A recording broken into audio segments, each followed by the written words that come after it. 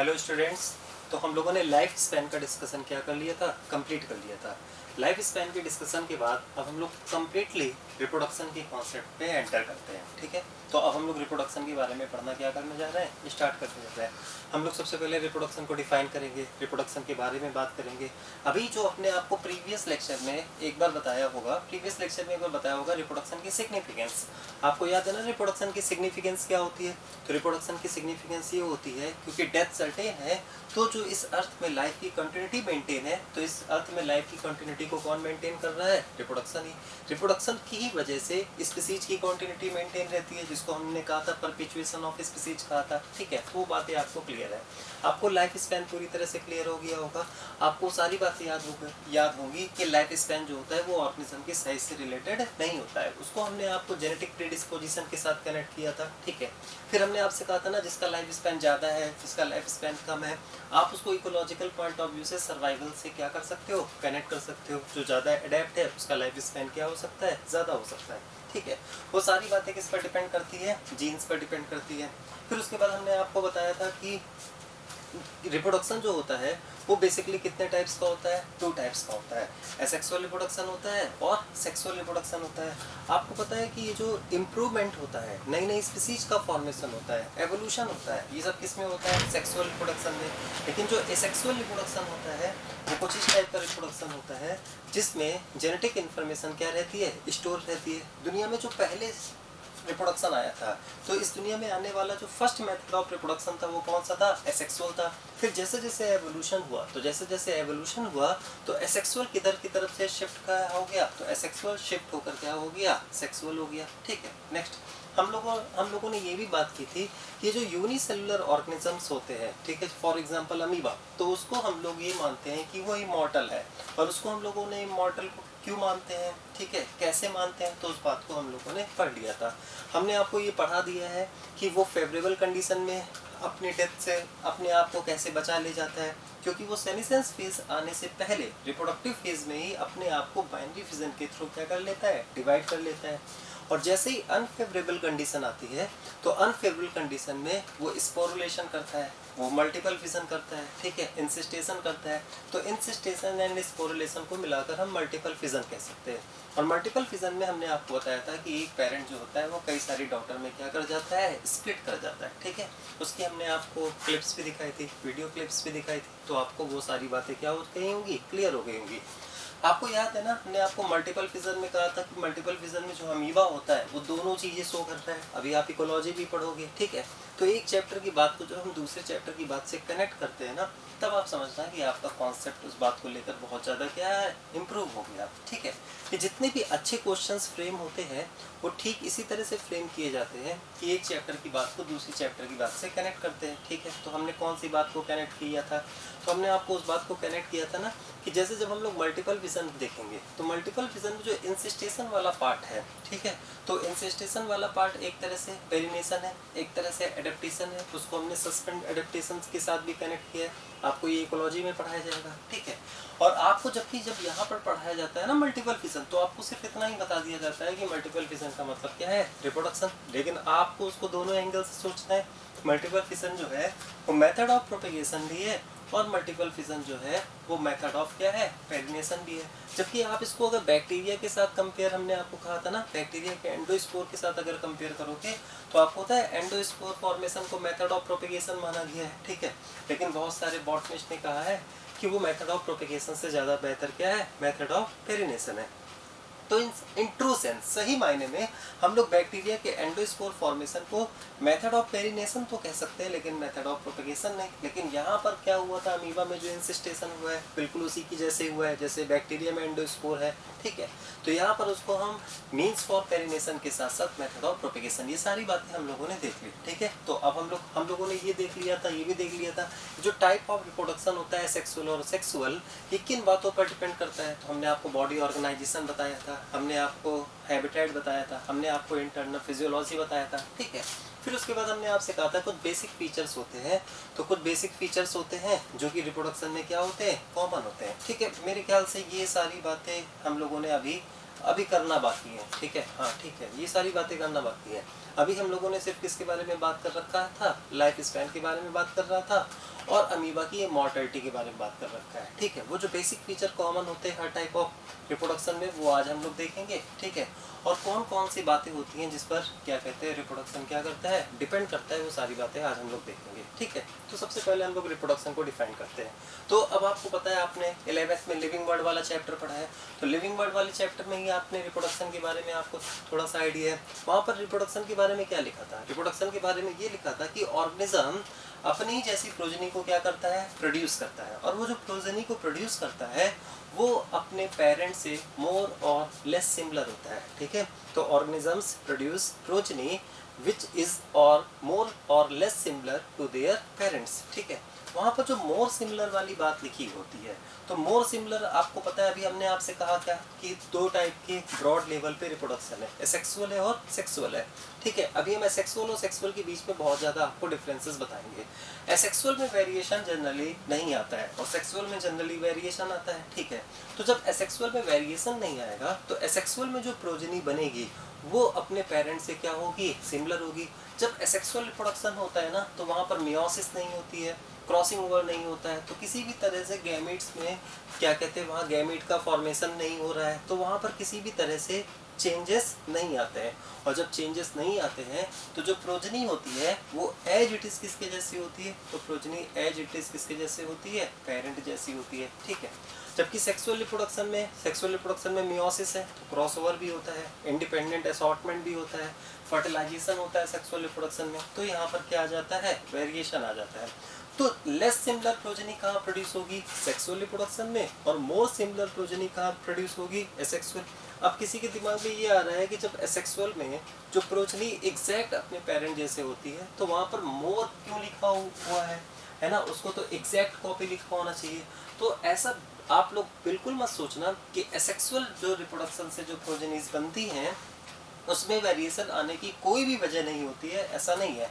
आपको पता है कि हाँ, वहाँ पर एसेक्सुअल रिप्रोडक्शन में वेरिएशन आने की कुछ दूसरी वजह हो सकती है, जैसे म्यूटेशन, ठीक है। तो म्यूटेशन होने से आप म्यूटेशन एक ऐसा प्रोसेस है जो किसी भी ऑर्गेनिज्म पर कहीं पर भी हो सकता है। तो अगर एसेक्सुअल रिप्रोड्यूसिंग कॉलोनी है, ठीक है, ग्रुप है, तो वहाँ पर भी म्यूटेशन की वजह से क्या हो सकता है, वेरिएशन हो सकता है, या फिर किसी भी वजह से सेल डिवीजन में एब्नॉर्मलिटी आ जाए, क्रोमोसोमल एबरेशन हो जाए, तो वहाँ पर भी क्या हो सकता है, तो चेंजेस हो सकते हैं, ठीक है। तो हम लोग ये तो बिल्कुल भी नहीं सोच सकते, बहुत ही स्ट्रिक्ट सेंस में आप नहीं कह सकते हो कि एसेक्सुअल रिप्रोडक्शन की जो कॉलोनी है, एसेक्सुअल रिप्रोडक्शन की जो पॉपुलेशन है, वहाँ पर वेरिएशन प्रोड्यूस होने का कोई भी चांस नहीं है, ऐसा हम लोग नहीं कह सकते हैं। अगर ऐसा होता ना, तो आपको पता है कि जितने भी ऑर्गेनिज्म एसेक्सुअल रिप्रोड्यूसिंग है उनमें भी जेनेटिक डाइवर्सिटी पाई जाती है, उसमें भी क्या कहते हैं, डिफरेंट टाइप से डाइवर्सिटी होती है। तो अगर डाइवर्सिटी है तो इसका मतलब है कि कहीं ना कहीं उनमें भी किसी न किसी वजह से क्या आता है, चेंज आता है, ठीक है। तो हम लोग ये कह सकते हैं कि reproduction is the process by which organism produce progenies which is or more or less similar to their parents, ठीक है। अब यहाँ पर आप लोग एक बात सोच रहे होंगे कि अभी हमने आपसे कहा था कि रिप्रोडक्शन कंटिन्यूटी ऑफ लाइफ को क्या करता है, मेंटेन करता है। तो आप देखो, वो रिप्रोडक्शन की हमने आपको सिग्निफिकेंस बताई है कि रिप्रोडक्शन क्या है। तो रिप्रोडक्शन की सिग्निफिकेंस क्या है, नेचर ने, गॉड ने इस दुनिया में रिप्रोडक्शन को बनाया क्यों, तो वो बात हमने आपको बताया। अब अगर आपको रिप्रोडक्शन डिफाइन करना है तो हम कह सकते हैं कि रिप्रोडक्शन की वजह से प्रोजेनीज प्रोड्यूस होती है जो पेरेंट्स से मोर और लेस सिमिलर होती है। मोर सिमिलर का रेफरेंस एसेक्सुअल से रिप्रोडक्शन होता है, और लेस सिमिलर का जो रेफरेंस होता है वो क्या होता है, सेक्सुअल रिप्रोडक्शन होता है, ठीक है। क्योंकि सेक्सुअल रिप्रोडक्शन में क्या आता है, वेरिएशन आता है। वेरिएशन लाने की बहुत सारी वजह होती हैं जो आगे की स्लाइड्स में हमने आपको बता रखी है, ठीक। आगे बढ़ते हैं, नेक्स्ट सेकंड। अब यहाँ पर वो बातें लिखी हैं जो अभी हम आपसे कर रहे थे। हम अभी आपसे ये कर रहे थे कि ये जो सेक्सुअल रिप्रोडक्शन होता है, एसेक्सुअल रिप्रोडक्शन होता है, ठीक है। तो अगर देखो तो हर ऑर्गेनिज्म ने डिफरेंट स्ट्रेटजी को क्या किया हुआ है, अडेप्ट किया हुआ है मेथड ऑफ रिप्रोडक्शन के लिए। मतलब इस दुनिया में जितने भी लिविंग ऑर्गेनिज्म है, तो बहुत सारे जो है एसेक्सुअल रिप्रोडक्शन को प्रेफर करते हैं, बहुत सारे जो है वो सेक्सुअल रिप्रोडक्शन को प्रेफर करते हैं, ठीक है। तो एसेक्सुअल रिप्रोडक्शन को जो प्रेफर करते हैं, कुछ सेक्सुअल रिप्रोडक्शन को प्रेफर करते हैं, तो ये किन बातों पर डिपेंड करता है। मतलब बहुत बेसिक सी बात ये हम करने जा रहे हैं। बेसिक सी बात हम आपके सामने ये करने जा रहे हैं कि ऑर्गेनिज्म किस तरह से रिप्रोड्यूस करता है, ऑर्गेनिज्म के रिप्रोड्यूस करने का जो मेथड होता है वो किन बातों पर डिपेंड करता है। तो ऑर्गेनिजम्स के रिप्रोड्यूस करने का जो मेथड होता है वो ऑर्गेनिज्म की बॉडी ऑर्गेनाइजेशन पर डिपेंड करता है, ठीक है, वो किस जगह पर रह रहे हैं, वहाँ पर इन्वायरमेंटल कंडीशन क्या है, मतलब हैबिटेट पर डिपेंड करता है, और साथ ही साथ किस पर डिपेंड करता है, इंटरनल फिजियोलॉजी पर डिपेंड करता है। अभी ये बात हम आपसे बार बार करेंगे कि जैसे कोई एक ऐसा ऑर्गेनिज्म है जहाँ पर जो फेवरेबल और अनफेवरेबल दोनों कंडीशन में सरवाइव करता है, ठीक है, फेवरेबल अनफेवरेबल दोनों कंडीशन में सरवाइव करता है, और वो एसेक्सुअल और सेक्सुअल दोनों तरह के रिप्रोडक्शन करने में कैपेबल है, ठीक है। तो अगर कोई ऑर्गेनिज्म एसेक्सुअल और सेक्सुअल रिप्रोडक्शन में अगर हम लोग देखें तो लगभग क्या कहते हैं, जितने भी प्रिमिटिव ऑर्गेनिज्म है वो एसेक्सुअल और सेक्सुअल दोनों ही मेथड में क्या होते हैं, कैपेबल होते हैं। तो जब फेवरेबल कंडीशन होती है तो वो एसेक्सुअल को प्रेफर करता है, और जैसे ही अनफेवरेबल कंडीशन आती है तो वो किसको प्रेफर करने लगता है, तो वो सेक्सुअल को प्रेफर करने लगता है। इसका मतलब है कि एनवायरमेंटल कंडीशन भी उसके मेथड ऑफ रिप्रोडक्शन के लिए क्या है, रिस्पॉन्सिबल है, ठीक है। फिर उसके बाद उसका बॉडी ऑर्गेनाइजेशन, ये आपको लिविंग वर्ड में भी अगर हमने पढ़ाया होगा तो 11th में लिविंग वर्ड में भी आपने इस बात को पढ़ा होगा, ठीक है। मतलब लिविंग वर्ड में इस बात को लिखा तो नहीं है एनसीईआरटी में, लेकिन हाँ अगर कभी आप के साथ इंटरेक्शन हुआ होगा तो हमने आपको बताया होगा, ठीक है। तो वहाँ पर हम आपको बताते हैं कि जैसे पूरी बॉटनी में हम लोगों को क्या करना होता है ना, मेथड ऑफ रिप्रोडक्शन याद करना होता है कि कहाँ पर फ्रेगमेंटेशन होता है, कहाँ पर बाइनरी विजन होता है, ठीक है। तो इस तरह से कई बातें याद करनी होती है। तो वहाँ पर हम आपको उस बात को बॉडी ऑर्गेनाइजेशन से कनेक्ट करते हैं। आपको पता है अगर आपको बॉडी ऑर्गेनाइजेशन पता है किसी ऑर्गेनिज्म का, तो आप बड़ी आसानी से दो मेथड ऑफ प्रोपेगेशन के बारे में आप डिटेक्ट कर सकते हो कि ये मेथड ऑफ प्रोपेगेशन वहाँ पर होगा या फिर नहीं होगा, ठीक है। जैसे कि एक है फ्रेगमेंटेशन, ठीक है। तो फ्रेगमेंटेशन में क्या होता है कि फ्रेगमेंटेशन एक ऐसा सेक्सुअल मोड ऑफ रिप्रोडक्शन होता है जिसमें कोई बॉडी फ्रेगमेंट में टूट जाती है, और फिर हर फ्रेगमेंट जो होता है वो न्यू ऑर्गेनिज्म को क्या कर देता है, रिफॉर्म कर देता है, ठीक है। तो जो फ्रेगमेंटेड पार्ट होता है वो फिर से नए ऑर्गेनिज्म को क्या कर देता है, रिफॉर्म कर देता है। तो उसको हम लोग क्या कहते हैं, फ्रेगमेंटेशन कहते हैं। और फ्रेगमेंटेशन का एक कॉन्सेप्ट आप अपने दिमाग में बैठा लो, पूरी बायोलॉजी के अंदर, पूरी बॉटनी के अंदर ये जितने भी ऑर्गेनिज्म मल्टी सेलुलर और अनडिफरेंशिएटेड होते हैं वो फ्रेगमेंटेशन को शो करते हैं। मतलब बॉडी कैसी होनी चाहिए, पहली मल्टी सेलुलर होनी चाहिए, और दूसरी कंडीशन उसकी जो बॉडी होनी चाहिए वो अनडिफरेंशिएटेड होनी चाहिए। अनडिफरेंशिएटेड का मतलब है कि जैसे हम लोग प्लांट में रूट कहते हैं, स्टेम कहते हैं, लीफ कहते हैं, तो ऐसा ऑर्गेनाइजेशन नहीं होना चाहिए, या root like, leaf like, stem like इस तरह की स्ट्रक्चर नहीं होनी चाहिए। अब अनडिफरेंशिएटेड बॉडी अगर हम लोग देखें तो हायर प्लांट्स में मिलेगी या लोअर प्लांट्स में मिलेगी, लोअर प्लांट्स में। और लोअर प्लांट्स में कौन है, एल्गी एंड ब्रायोफाइट। तो आपको एल्गी की बॉडी थैलॉइड मिलती है, तो थैलॉइड जहां पर भी लिखकर आ जाया करे तो आप समझ जाना थैलस, थैलस मतलब अनडिफरेंशिएटेड बॉडी, ठीक है। फिर उसी तरह से आपको कई जगह बॉडी फिलामेंट जैसी मिलती है, फिलामेंटस बॉडी। तो जहां पर भी आपको फिलामेंट लिखा मिल जाए तब भी आप ये समझ जाना कि उसकी बॉडी कैसी है, अनडिफरेंशिएटेड। तो आप अपने दिमाग में दो बातें बैठाइए, ठीक है। अनडिफरेंशिएटेड बॉडी के लिए आप लोग अपने दिमाग में रखिए जहां पर भी थैलस लिखा है, जहां पर भी फिलामेंट लिखा है वो अनडिफरेंशिएटेड बॉडी। और जो भी अनडिफरेंशिएटेड बॉडी है उस अनडिफरेंशिएटेड बॉडी में मेथड ऑफ प्रोपेगेशन क्या पॉसिबल है, फ्रेगमेंटेशन पॉसिबल है, ठीक है। अब अगर हम लोग फंजाई की बॉडी को देखें तो जैसे एल्गी की बॉडी और ब्रायोफाइट में रिक्सिया एंड मार्केंसिया तो थैलॉइड है, लेकिन ब्रायोफाइट में जो मॉसेस होता है, तो ब्रायोफाइट में मॉसेस में आपको ध्यान है ना, वहाँ पर root like, stem like, leaf like structure होती है।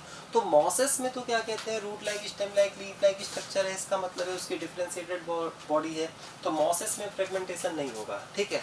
लेकिन मॉसेस में प्रोटोनिमल स्टेज आपने पढ़ा होगा, और प्रोटोनिमल स्टेज कैसा होता है, एक धागे जैसा होता है, फिलामेंटस स्ट्रक्चर होता है। तो मॉसेस का जो प्रोटोनिमा है वो फिलामेंट है ना, तो वहां पर फ्रेगमेंटेशन हो सकता है, ठीक है। लेकिन जो मॉसेस की लीफी स्टेज होती है जिसमें root like, stem like, leaf like structure होती है उसमें फ्रेगमेंटेशन नहीं है। लेकिन ये जितने भी एल्गी है वो सबके सब थैलॉइड है, उसमें फ्रेगमेंटेशन होगा। अगर हम ब्रायोफाइट में रिक्सिया एंड मार्केंसिया में जाते हैं तो वो थैलॉइड है, उसमें क्या होगा, फ्रेगमेंटेशन होगा। आप मेरी बातों को सिर्फ सुनो, बिल्कुल भी परेशान मत होना, वो सारी बातें आपको कहीं ना कहीं हम आपको लिखवाते रहेंगे, ठीक है। सिर्फ अभी आप सुनिए और अपने कॉन्सेप्ट को डेवलप कीजिए। फाइनली सिर्फ एक लाइन हम आपके दिमाग में बैठाना चाहते हैं, हम आपके दिमाग में ये बैठाना चाहते हैं कि जो मेथड ऑफ प्रोपेगेशन होता है वो बॉडी ऑर्गेनाइजेशन पर डिपेंड करता है। तो हम आपसे बता रहे हैं कि जहाँ जहाँ अनडिफरेंशिएटेड मल्टीसेलुलर बॉडी है वहाँ वहाँ फ्रेगमेंटेशन हो जाता है, ठीक है। नेक्स्ट, जहाँ जहाँ पर भी यूनिसेलुलर ऑर्गेनिज्म है वहाँ क्या होता है, बाइनरी फिजन होता है। और बाइनरी फिजन के बारे में हमने आपको प्रीवियस लेक्चर में बताया है, ठीक है। तो बाइनरी फिजन में क्या होता है कि जो पेरेंटल बॉडी होती है वो दो क्या कहते हैं डॉटर में क्या कर जाती है, डिवाइड कर जाती है, और फिर डॉटर ही ग्रो करके एडल्ट की तरह नेचर को शो करने लगता है, ठीक है। तो वो तो आपको पता है। लेकिन बाइनरी फिजन की शर्त क्या है, ऑर्गेनिज्म कैसा होना चाहिए, यूनिसेलुलर। और यूनिसेलुलर ऑर्गेनिज्म अगर हम लोग देखें तो 5 किंगडम में मोनरा है, प्रोटिस्टा है, फंजाई है, प्लांटी एंड एनिमेलिया है। तो मोनरा में आपको यूनिसेलुलर ऑर्गेनाइजेशन मिलेगा, तो मोनरा बाइनरी फिजन को शो करेगा, ठीक है। आपको क्या कहते हैं, मोनरा के बाद प्रोटिस्टा, प्रोटिस्टा तो सारे के सारे यूनिसेलुलर यूकैरियोट होते हैं, तो आपको प्रोटिस्टा में बाइनरी फिजन मिलेगा। फिर आपको होता है ना फंजाई, प्लांट और एनिमेलिया, ये सब के सब क्या होते हैं, मल्टीसेलुलर है। तो अगर ये सब के सब मल्टीसेलुलर है तो फिर यहाँ पर आपको बाइनरी फिजन नहीं मिलेगा, ठीक है। तो अब आपको समझ में आ गया।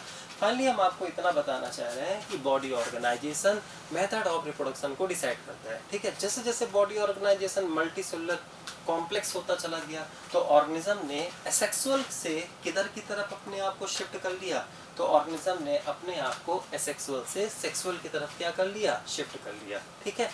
तो फाइनली हम लोगों के दिमाग में एक कॉन्सेप्ट और डेवलप हो जाना चाहिए कि एवोल्यूशनरी ट्रेंड में जैसे जैसे ऑर्गेनिज्म इवॉल्व हुआ है तो एसेक्सुअल से क्या होता चला गया है, सेक्सुअल। अगर आप बेसिकली कॉमन सेंस इस्तेमाल करोगे, अगर आप और कॉन्सेप्ट से सोचोगे तो आपको पता है ज़्यादा वेरिएशन किस में होते हैं, हायर ऑर्गेनाइजेशन में। तो जितने भी एडवांस ऑर्गेनिज्म होते हैं वहाँ पर वेरिएशन बहुत ज़्यादा होता है, वहाँ पर बहुत सारे ट्रेड्स होते हैं, तो इसका मतलब है वहाँ बहुत सारे एडेप्टिव फीचर्स की ज़रूरत पड़ेगी। तो जहाँ बहुत सारे एडेप्टिव फीचर्स की ज़रूरत पड़ती है सर्वाइवल के लिए, ठीक है। अब जैसे आपको सोचो अगर हम लोगों को सर्वाइव करना है तो हम लोगों की आँख भी सही होनी चाहिए, नाक भी सही होनी चाहिए, डाइजेस्टिव सिस्टम भी सही होना चाहिए, रेस्पिरेटरी सिस्टम भी सही होना चाहिए, सर्कुलेटरी सिस्टम भी सही होना चाहिए। किसी एक में गड़बड़ी आती है तो भी आप हमारा सर्वाइवल क्या हो जाता है, मुश्किल हो जाता है, ठीक है। तो ऑब्वियस है कि जितनी कॉम्प्लेक्स बॉडी ऑर्गेनाइजेशन है वो होता तो एफिशिएंट है, लेकिन उसकी जो नीड्स होती है उसके लिए जो उसको जो एडेप्टिव फीचर्स की रिक्वायरमेंट होती है वो उतनी ही क्या होती है, ज़्यादा होती है, ठीक है। तो इस वजह से ऑब्वियस बात है आपको समझ में आ रही होगी कि जैसे जैसे ऑर्गेनिज्म एडवांस होता चला जाएगा उसको बहुत ज़्यादा किसकी ज़रूरत होगी, एडेप्टिव फीचर्स की ज़रूरत होगी। तो एडेप्टिव फीचर्स की ज़रूरत होगी तो फिर एडेप्टिव फीचर्स कैसे आएगा, एवोल्यूशन से आएगा। और एडेप्टिव फीचर्स आने के लिए क्या आना चाहिए, पहले वेरिएशन आना चाहिए, ठीक है। तो वेरिएशन आना चाहिए, फिर वेरिएशन के बाद एवोल्यूशन होगा, और वेरिएशन किस में आता है, सेक्सुअल रिप्रोडक्शन में। तो सीधी सी बात है कि जो जितना प्रिमिटिव होगा वो एसेक्सुअल को प्रेफर करेगा, और जो जितना एडवांस होगा, ठीक है, उसको उतना ही वेरिएशन की रिक्वायरमेंट होगी, उसको उतना ही एवोल्यूशनरी ट्रेट की रिक्वायरमेंट होगी। तो वो और एवोल्यूशन होने का चांसेस किस में है, सेक्सुअल रिप्रोडक्शन में है। तो इस वजह से क्या कहते हैं, ऐसे ऑर्गेनिज्म या जो हायर लेवल के जो ऑर्गेनिज्म है वो सेक्सुअल रिप्रोडक्शन को क्या करेंगे, प्रेफर करेंगे, ठीक है। तो अब आपको इतनी बातें समझ में आ गई होंगी। लिखा हुआ है कि large diversity in living organism and each organism has evolved its own mechanism for propagation, ठीक है। तो लार्ज डाइवर्सिटी है लिविंग ऑर्गेनिज्म में और सभी ने अपने अपने मेथड को क्या किया है, इवॉल्व किया है। प्रोपेगेशन का मतलब आप रिप्रोडक्शन समझ सकते हो, ठीक है। Factors which are responsible for how organism reproduces, कैसे ऑर्गेनिज्म रिप्रोड्यूस करता है तो किन किन बातों पर डिपेंड करता है। तो अब तो आपको समझ में आ गया होगा, हैबिटेट पर डिपेंड करता है, इंटरनल फिजियोलॉजी पर भी डिपेंड करता है, और बॉडी ऑर्गेनाइजेशन पर भी क्या करता है, डिपेंड करता है। तो अब अगर एग्जामिनर क्वेश्चन पूछता है तो आप लोग बता ले जाओगे, ठीक है। नेक्स्ट, फिर उसके बाद कहते हैं ड्यूरिंग अनफेवरेबल कंडीशन। वो जो बात हमने आपसे लिख कहा था, हमने कहा एक ऐसा ऑर्गेनिज्म जो सेक्सुअल और एसेक्सुअल दोनों ही कर सकता है, ठीक है, प्रिमिटिव, ठीक है। तो ये प्रिमिटिव जितने भी हैं वो एसेक्सुअल और सेक्सुअल दोनों कर सकते हैं। तो अनफेवरेबल कंडीशन में वो सेक्सुअल को प्रेफर करता है, और फेवरेबल कंडीशन में वो आसानी से क्या करता है, फेवरेबल कंडीशन जब उसको इजीली फूड मिल रहा होता है तो वो क्या कर रहा होता है, तो वो एसेक्सुअल करता है। अच्छा, जो एसेक्सुअल जो होता है वो बहुत ही फास्ट प्रोपेगेशन है। तो बहुत ही फास्ट प्रोपेगेशन है तो बहुत ज़्यादा एनर्जी की क्या होगी, रिक्वायरमेंट होगी। तो आपको पता है कि बहुत ज़्यादा एनर्जी की रिक्वायरमेंट कब पूरी हो सकती है, जब कंडीशन कैसी होगी, फेवरेबल होगी। और जब अनफेवरेबल कंडीशन आएगी तो अनफेवरेबल कंडीशन में उस फूड की सप्लाई उतनी होगी नहीं, ठीक है। तो वो बहुत ज़्यादा एनर्जी को एक्सपेंस नहीं कर पाएगा। तो इसका मतलब है कि कम एनर्जी में वो ऐसे मेथड ऑफ प्रोपेगेशन को सेलेक्ट करेगा जो स्लो हो। और कौन सा स्लो प्रोपेगेशन होता है, तो जो सेक्सुअल रिप्रोडक्शन होता है वो एसेक्सुअल के रिस्पेक्ट में काफ़ी क्या होता है, स्लो होता है, क्योंकि सेक्सुअल रिप्रोडक्शन में बहुत सारे प्रोसेस आ जाते हैं। गैमेट का फॉर्मेशन होना होता है, फर्टिलाइजेशन होना होता है, ठीक है, मियोसिस होना होता है, तो ये सारे इवेंट्स कहाँ होते हैं, सेक्सुअल रिप्रोडक्शन में, जिसकी वजह से वो कैसा प्रोसेस हो जाता है, स्लो प्रोसेस हो जाता है, ठीक है। नेक्स्ट, तो during unfavourable condition organism prefer sexual reproduction, तो इस बात को आप ध्यान रखना है। इसका मतलब वो पहली बात प्रूफ हो गई कि हाँ हैबिटेट जो होता है वो भी अपने आप में डिसाइडिंग है how organism reproduces. Next, body organisation. अभी हम आपको बॉडी ऑर्गेनाइजेशन का जितनी बात हमने आपको बताया ना, तो वो बात हमने लिख दिया। जितना भी सिंपलर या प्रिमिटिव लेवल ऑफ ऑर्गेनाइजेशन है वो किसको प्रेफर करता है, एसेक्सुअल को, और जितना भी एडवांस और कॉम्प्लेक्स है वो किसको प्रेफर करता है, सेक्सुअल को। और इसको हमने प्रॉपर किससे कनेक्ट किया है, तो अगर आप इसको सोचते हो तो इसको प्रॉपर हमने किससे कनेक्ट किया है, एडेप्टेशन से। तो इसको हमने एडेप्टेशन से कनेक्ट किया है, तो आप सोच सकते हो, ठीक है, एडेप्टेशन, ठीक है। तो जितना भी एडवांस है, जितना भी कॉम्प्लेक्स है, उसको उतने ही एडेप्टिव फीचर्स चाहिए, ठीक है, और उतने ही एडेप्टिव फीचर्स चाहिए, और ज़्यादा फीचर्स के लिए वेरिएशन चाहिए, और वेरिएशन किस में प्रोड्यूस होता है, सेक्सुअल रिप्रोडक्शन में, ठीक है। फिर हमने आपको बाइनरी विजन ऑफ फ्रेगमेंटेशन का, तो जितनी भी बॉटनी के अंदर यूनिसेलर कोई भी है, जैसे पूरा का पूरा क्या कहते हैं, प्रोटिस्टा, बाइनरी विजन करेगा, ठीक है। प्रोटिस्टा में कोई हो, क्राइसोफाइट्स हो, डायनोफ्लाजेलेट हो, यूग्लिनाइड हो, स्लाइम मोल्ड्स हो, ठीक है, इवन प्रोटोजोआ हो, ये जितने भी मोर्नल्स है वो सब के सब क्या करेंगे, बाइनरी विजन करेंगे।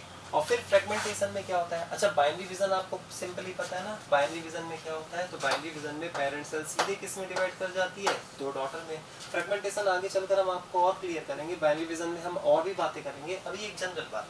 फ्रेगमेंटेशन का क्या मतलब है, फ्रेगमेंटेशन का मतलब है कि जैसे मान लेते हैं कि ये एक अपने आप में फिलामेंट है, ठीक है, तो ये एक फिलामेंटस स्ट्रक्चर है, और यही फिलामेंटस स्ट्रक्चर जो है वो किसी भी वजह से किस में टूट गया है, तो वो किसी भी वजह से फ्रेगमेंट में टूट गया है, तो ये फ्रेगमेंट है। फिर ये जो हर फ्रेगमेंट है तो ये फिर से क्या बना लेगा, तो ये जो हर फ्रेगमेंट है ये कैपेबल है फिर से एक नया क्या कहते हैं, फिलामेंट बनाने के लिए। तो ये फिर से ये बना सकता है, ये फिर से ये बना सकता है, ठीक है। तो इसको हम लोग क्या कहते हैं, फ्रेगमेंटेशन कहते हैं। और फ्रेगमेंटेशन के लिए आप अपने दिमाग में कॉन्सेप्ट बैठा लो, फ्रेगमेंटेशन कौन करेगा, मल्टी सेलुलर बॉडी होनी चाहिए, और साथ ही साथ अनडिफरेंशिएटेड होना चाहिए। और हमने आपके लिए आसान कर दिया है, अनडिफरेंशिएटेड में आप किसको ढूंढ लो, थैलस को और फिलामेंट को, ठीक है। अब अगर हमने यहाँ पर एग्जाम्पल तो नहीं लिखे हैं, अभी हमने आपके सामने एग्जाम्पल बोले थे ना, वो हम यहाँ पर लिख देते हैं, ठीक है। तो आप देखो थैलस पीस कौन कौन है, तो अगर हम थैलस की बात करें तो एल्गी, तो जितनी एल्गी की बॉडी होती है वो थैलस होती है। अगर हम ब्रायोफाइट्स में बात करें तो सारे ब्रायोफाइट्स नहीं, तो ब्रायोफाइट्स में अगर हम लोग बात करें तो ब्रायोफाइट में रिक्सिया है, ठीक है। तो रिक्सिया मार्केंसिया ना लिखकर अगर हम लोग लिवर वर्ड्स लिख दें तो आप समझ जाना कि लिवर वर्ड्स में कौन आते हैं, तो लिवर वर्ड्स में रिक्सिया मार्केंसिया आते हैं। और रिक्सिया एंड मार्केंसिया की आपने बॉडी देखी होगी कैसी होती है, थैलॉइड, आपने देखा ना रिक्सिया एंड मार्केंसिया कुछ इस तरह से आपने यूं देखा होगा। तो ये देखिए ये रिक्सिया मार्केंसिया आपने देखी होगी, ये थैलॉइड बॉडी है। फिलामेंटस बॉडी कौन कौन होते हैं, तो फिलामेंटस बॉडी में बताओ, तो फिलामेंटस बॉडी में जैसे एल्गी में आपको पढ़ाया हो गया, यूलोथ्रिक्स जो होता है वो फिलामेंटस होता है, स्पाइरोगैरा जो होता है वो फिलामेंटस होता है, ब्लू ग्रीन एल्गी जो होते हैं वो भी फिलामेंटस है। हाँ ये एक अलग बात है कि ब्लू ग्रीन एल्गी ना होकर क्या होता है, बैक्टीरिया होता है, ठीक है। फिर अगर हम लोग मॉस का प्रोटोनिमा देखें तो आपने देखा होगा ना मॉस में प्रोटोनिमा, तो जो मॉस का प्रोटोनिमा होता है वो भी किसके जैसा होता है, फिलामेंटस जैसा होता है। तो मास का प्रोटोनिमा भी इसी तरह से होता है, फिलामेंटस स्ट्रक्चर होता है, ठीक है। आपने ब्लू ग्रीन एल्गी देखा होगा, तो ब्लू ग्रीन एल्गी जो होता है, तो ब्लू ग्रीन एल्गी भी वो कैसे होते हैं, कई सारे ब्लू ग्रीन एल्गी क्या होते हैं, फिलामेंटस होते हैं। तो जो भी फिलामेंटस है, ठीक है, तो जो भी फिलामेंटस है, ब्लू ग्रीन एल्गी हो, नॉर्मल एल्गी हो या मास का प्रोटोनिमा हो, वो सब के सब फ्रेगमेंटेशन को शो करेंगे। और ये जितनी भी थैलॉइड बॉडी हो, चाहे वो एल्गी हो और चाहे ब्रायोफाइट में लिवर वर्ड्स हो, वो भी किसको शो करेंगे, फ्रेगमेंटेशन को शो करेंगे। तो फाइनली हम लोगों को इस कॉन्सेप्ट से समझ में आ जाएगा कि कहाँ कहाँ फ्रेगमेंटेशन पॉसिबल है, ठीक है, और उसके कौन कौन से एग्जाम्पल्स हैं हमको याद। अब जैसे एक बार एग्जामिनर ने पूछा है सरगैसम, ठीक है, तो सरगैसम में उसने लिखा है कि क्या बाइनरी फिजन होगा। अब सोचो सरगैसम कौन सा एल्गी है, ब्राउन एल्गी है, और ब्राउन एल्गी है तो कैसे प्लांट में चला गया, मल्टी सेलुलर है। अब क्या मल्टी सेलुलर में कभी बाइनरी विजन होता है, नहीं। बाइनरी विजन की शर्त हमने क्या कनेक्ट की है, बाइनरी विजन की शर्त हमने क्या कनेक्ट की है, यूनिसेलुलर कनेक्ट की है, ठीक है। तो चलिए इतनी बातें क्लियर हो गई, आगे बढ़ते हैं। नेक्स्ट, फिर हमने आपसे कहा था ना, आज हम लोगों ने आगे कहा था, हम लोग ये पढ़ेंगे जब भी मेथड ऑफ रिप्रोडक्शन है, जब भी ऑर्गेनिज्म क्या करता है, रिप्रोड्यूस करता है, तो ऑर्गेनिज्म रिप्रोड्यूस करता है, तो चाहे वो एसेक्सुअल हो और चाहे वो क्या हो, सेक्सुअल हो। तो एसेक्सुअल रिप्रोडक्शन हो चाहे वो सेक्सुअल रिप्रोडक्शन हो, दोनों ही तरह के रिप्रोडक्शन में कुछ बातें जो होती हैं वो कॉमन होती हैं। तो कौन सी बातें कॉमन होती है? तो सबसे पहले हम लोग देखें तो पूरा सेल डिवीजन कॉमन है, ठीक है। अब जैसे एसेक्सुअल रिप्रोडक्शन अगर हो रहा है, तो एसेक्सुअल रिप्रोडक्शन अगर हो रहा है, तो अब आप देखो एसेक्सुअल रिप्रोडक्शन में अगर हम बहुत ही सिंपलेस्ट टाइप का सेक्सुअल रिप्रोडक्शन ही का एग्जांपल ले, बाइनरी फिजन, तो बाइनरी फिजन में एक सेल से क्या बन जाती है, दो डॉटर सेल बन जाती है, ठीक है। तो सब आपको पता है, हमने आपको कहा था कि जो बाइनरी फिजन है, ठीक है, ये एक तरह से क्या है, सेल डिवीजन ही तो होता है। यूनिसेलुलर ऑर्गेनिज्म के केस में ग्रोथ और रिप्रोडक्शन को क्या माना गया है, सिनोनिमस ही माना गया है, ठीक है। नेक्स्ट, तो अगर हम लोग बाइनरी विजन में देखते हैं तो वो बिल्कुल सेल डिवीजन है। तो इसका मतलब है कि एसेक्सुअल रिप्रोडक्शन में वो सारे इवेंट्स होते हैं जो माइटोसिस में होते हैं, ठीक है, जो सेल डिवीजन के टाइम पे होते हैं। सबसे पहले इंटरफेज आएगा, फिर एम फेज आएगा, और आपको याद है ना, इंटरफेज में G1 आता है, S आता है, G2 आता है, ठीक है। तो G1, S और G2 में सेल का क्या बढ़ता है, साइज बढ़ता है। DNA का क्या होता है, रेप्लिकेशन होता है। G1 और G2 ग्रोथ फेजेस में क्या होते हैं, तो ट्रांसक्रिप्शन होता है, ट्रांसलेशन होता है, DNA से RNA बनता है, RNA से प्रोटीन बनता है, ठीक है। तो ग्रोथ होता है, DNA का रेप्लिकेशन होता है, और फिर उसके बाद एम फेज होता है। एम फेज का मतलब क्या हो जाता है, सेल डिवीजन है। इसका मतलब है कि जब भी एसेक्सुअल रिप्रोडक्शन होगा, ठीक है, तो हर हाल में क्या होगा, सेल डिवीजन होगा, ठीक है। अब सेल डिवीजन दो टाइप का होता है, माइटोसिस एंड मियोसिस। तो माइटोसिस में क्या होता है, नंबर ऑफ सेल्स बढ़ती है। तो माइटोसिस तो दोनों ही रिप्रोडक्शन में होता है, दोनों ही मेथड में, चाहे वो एसेक्सुअल हो और चाहे वो सेक्सुअल हो। लेकिन ये जो मियोसिस होता है, ये कैरेक्टरिस्टिक होता है सेक्सुअल। तो जब भी मियोसिस आया करे, ये बात हमने आपको कई बार बोला होगा, जब भी मियोसिस आया करे तो आप बंद करके क्या सोचा करो, सेक्सुअल रिप्रोडक्शन। देखो हम आपको क्या बताना चाह रहे हैं, जैसे ही हमारे दिमाग में सेक्सुअल रिप्रोडक्शन आता है तो हमारे दिमाग में सबसे पहला वर्ड जो जाता है वो फर्टिलाइजेशन है, ठीक है। लेकिन जब भी आपके दिमाग में सेक्सुअल रिप्रोडक्शन आए तो आपके दिमाग में जितनी तेज फर्टिलाइजेशन जाए उतनी ही तेज आपके दिमाग में क्या जाना चाहिए, मियोसिस जाना चाहिए, ठीक है। तो अब सेक्सुअल रिप्रोडक्शन हो चाहे एसेक्सुअल रिप्रोडक्शन हो, नंबर ऑफ सेल्स वहां पर दोनों में ही बनती है, तो सेल डिवीजन। अब देखो, अब अगर सेक्सुअल रिप्रोडक्शन में मियोसिस भी होता है तो मियोसिस भी तो एक तरह का सेल डिवीजन है। आपको क्या लगता है कि मियोसिस चलने के लिए इंटरफेज नहीं आता है? जब तक इंटरफेज नहीं आएगा, जब तक एस फेज नहीं आएगा, G1 S G2 नहीं आएगा, तब तक किसी भी तरह की एम फेज का चलना पॉसिबल नहीं है, चाहे वो माइटोसिस हो चाहे वो मियोसिस हो, ठीक है। तो फाइनली हम लोगों को ये समझ में आया कि ये जो सेल डिवीजन है, ठीक है, वो चाहे सेक्सुअल रिप्रोडक्शन हो चाहे एसेक्सुअल रिप्रोडक्शन हो, दोनों में ही चलेगा। और अगर दोनों में ही चलेगा तो सेल डिवीजन में क्या क्या होता है, सिंथेसिस ऑफ RNA होता है, प्रोटीन होता है एंड अदर बायोमॉलिक्यूल्स। ये सब का सब कब होता है, इंटरफेज में होता है। DNA रेप्लिकेशन कब होता है, S फेज में होता है। सेल डिवीजन मतलब क्या हो गया, एम फेज। यहाँ पर कुछ लिखा नहीं है, यहाँ पर बस आपकी बुकों में ऐसा ही दिया होता है। तो हमने इन तीनों को कनेक्ट कर दिया और इस तरह से बना दिया कि अगर आप सोचो तो ये सारे इवेंट, ये तीनों किसके लिखे हुए हैं, सेल साइकिल के लिखे हुए हैं। तो अगर ये तीनों इवेंट सेल साइकिल के लिखे हुए हैं तो अब आपको ये याद करने की जरूरत नहीं है। ये देखो, ये G1 और G2 के बारे में लिखा है, ये S के बारे में लिखा है, ये M के बारे में लिखा है। आपने जब सेल डिवीजन वाला चैप्टर पढ़ाया ना तो वहाँ पर ये बातें पढ़ाई भी गई हैं, इवन हमने भी आपको पढ़ाया होगा, ठीक है। वहाँ पर ये बातें पढ़ाई है ना हमने कि ये तो 3 इवेंट्स होते हैं, ये पूरी सेल साइकिल में होते हैं। चलिए ठीक है, फिर उसके बाद क्या होता है, अब चाहे सेक्सुअल रिप्रोडक्शन हो चाहे सेक्सुअल रिप्रोडक्शन हो, कई बार एसेक्सुअल रिप्रोडक्शन और सेक्सुअल रिप्रोडक्शन में रिप्रोडक्टिव यूनिट्स का फॉर्मेशन होता है, ठीक है।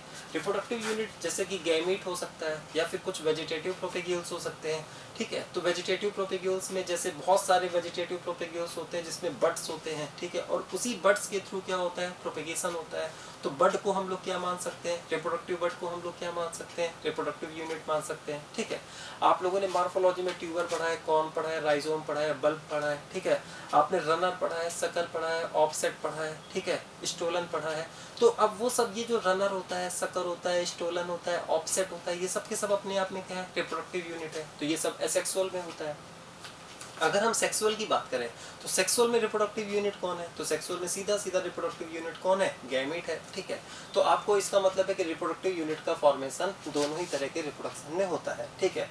तो फॉर्मेशन ऑफ रिप्रोडक्टिव यूनिट, ठीक है। नेक्स्ट, अब आपको पता है कि सेक्सुअल रिप्रोडक्शन में गैमेट का फ्यूजन होता है, इसका मतलब है कि रिप्रोडक्टिव यूनिट का इन्वॉल्वमेंट तो है ही। वो एक अलग बात है कि पहले रिप्रोडक्टिव यूनिट फ्यूज होंगी और फिर उसके बाद प्रोजेनी का फॉर्मेशन होगा, ठीक है। या तो डायरेक्टली होगा या तो थ्रू मियोसिस होगा, वो तो हैप्लॉन्टिक और डिप्लॉन्टिक वाली बात है, ठीक है। और एसेक्सुअल रिप्रोडक्शन में ये जितने भी रिप्रोडक्टिव यूनिट होती है उससे डायरेक्टली किसका फॉर्मेशन हो जाता है, तो उससे डायरेक्टली प्रोजेनी का फॉर्मेशन हो जाता है, ठीक है। तो बहुत आसान सी बात है। एक हम अगली बात कह सकते हैं कि इधर एसेक्सुअल और asexual there is formation of reproductive unit and then formation of new organism from these reproductive units, ठीक है। तो अब अगर आप नहीं भी देखते हो, आपसे कोई पूछता है कि बेसिक फीचर कौन से कॉमन होते हैं, तो दो बातें आप ध्यान रखो, एक सेल साइकिल की इवेंट लिख देना और रिप्रोडक्टिव यूनिट से ऑर्गेनिज्म का फॉर्मेशन, ये दो बातें आप लिख देना। तो कौन कौन सी बातें हो गई, तो सबसे पहले आपके दिमाग में सेल साइकिल चलना चाहिए। इसका मतलब है कि क्या होगा, डीएनए का रेप्लिकेशन होगा, आरएनए का फॉर्मेशन होगा, प्रोटीन सिंथेसिस होगी, दूसरे बायोकेमिकल्स की सिंथेसिस होगी, रिप्रोडक्टिव यूनिट का फॉर्मेशन होगा और रिप्रोडक्टिव यूनिट से नए ऑर्गेनिज्म या प्रोजेनी का क्या हो जाएगा, फॉर्मेशन है। तो ये बेसिक फीचर है जो कि सेक्सुअल और एसेक्सुअल दोनों में ही क्या होते हैं, कॉमन होते हैं, ठीक है। नेक्स्ट, अब हम लोग बात करते हैं रिप्रोडक्शन की दो कैटेगरी। अब हम लोग प्रॉपर एसेक्सुअल और सेक्सुअल में क्या देखने जा रहे हैं, फर्क देखने जा रहे हैं। तो रिप्रोडक्शन दो टाइप का है, एसेक्सुअल और सेक्सुअल। अब इसको जानते हो, अब इसको हमने क्या किया है, इसको हमने प्रॉपर हेडिंग में डिवाइड कर रखा है ना। हम लोग कई सारे रेफरेंस में एसेक्सुअल और सेक्सुअल को देखेंगे। जैसे आपके एनसीईआरटी में कभी उसने पेरेंट इन्वॉल्वमेंट के बारे के बेसिस पर सेक्सुअल और एसेक्सुअल को अलग किया है, कभी गैमेट के बेसिस पर अलग किया है, सब उसने अलग अलग पेजेस में दिया है। तो उसको हमने कंक्लूड करके क्या किया है, एक साथ क्या कर दिया है, कनेक्ट कर दिया है। तो एसेक्सुअल और सेक्सुअल रिप्रोडक्शन के बीच में हम लोग फर्क देखेंगे, जितने भी एंगल हो सकते हैं, जितने भी रेफरेंसेस हो सकते हैं, तो हम लोग सारे रेफरेंसेस से फर्क को समझने की क्या करेंगे, कोशिश करेंगे, ठीक है। सबसे पहले हमने लिखा है इन्वॉल्वमेंट ऑफ पेरेंट्स, ठीक है। तो पेरेंट इन्वॉल्वमेंट के बेसिस पर हम लोग एसेक्सुअल और सेक्सुअल में क्या देखेंगे, फर्क देखेंगे। अब अगर हम लोग पेरेंट इन्वॉल्वमेंट के बेसिस पर देखें तो बताइए, ठीक है, आप लोगों को कुछ थोड़ा सा तो आइडिया होगा ही।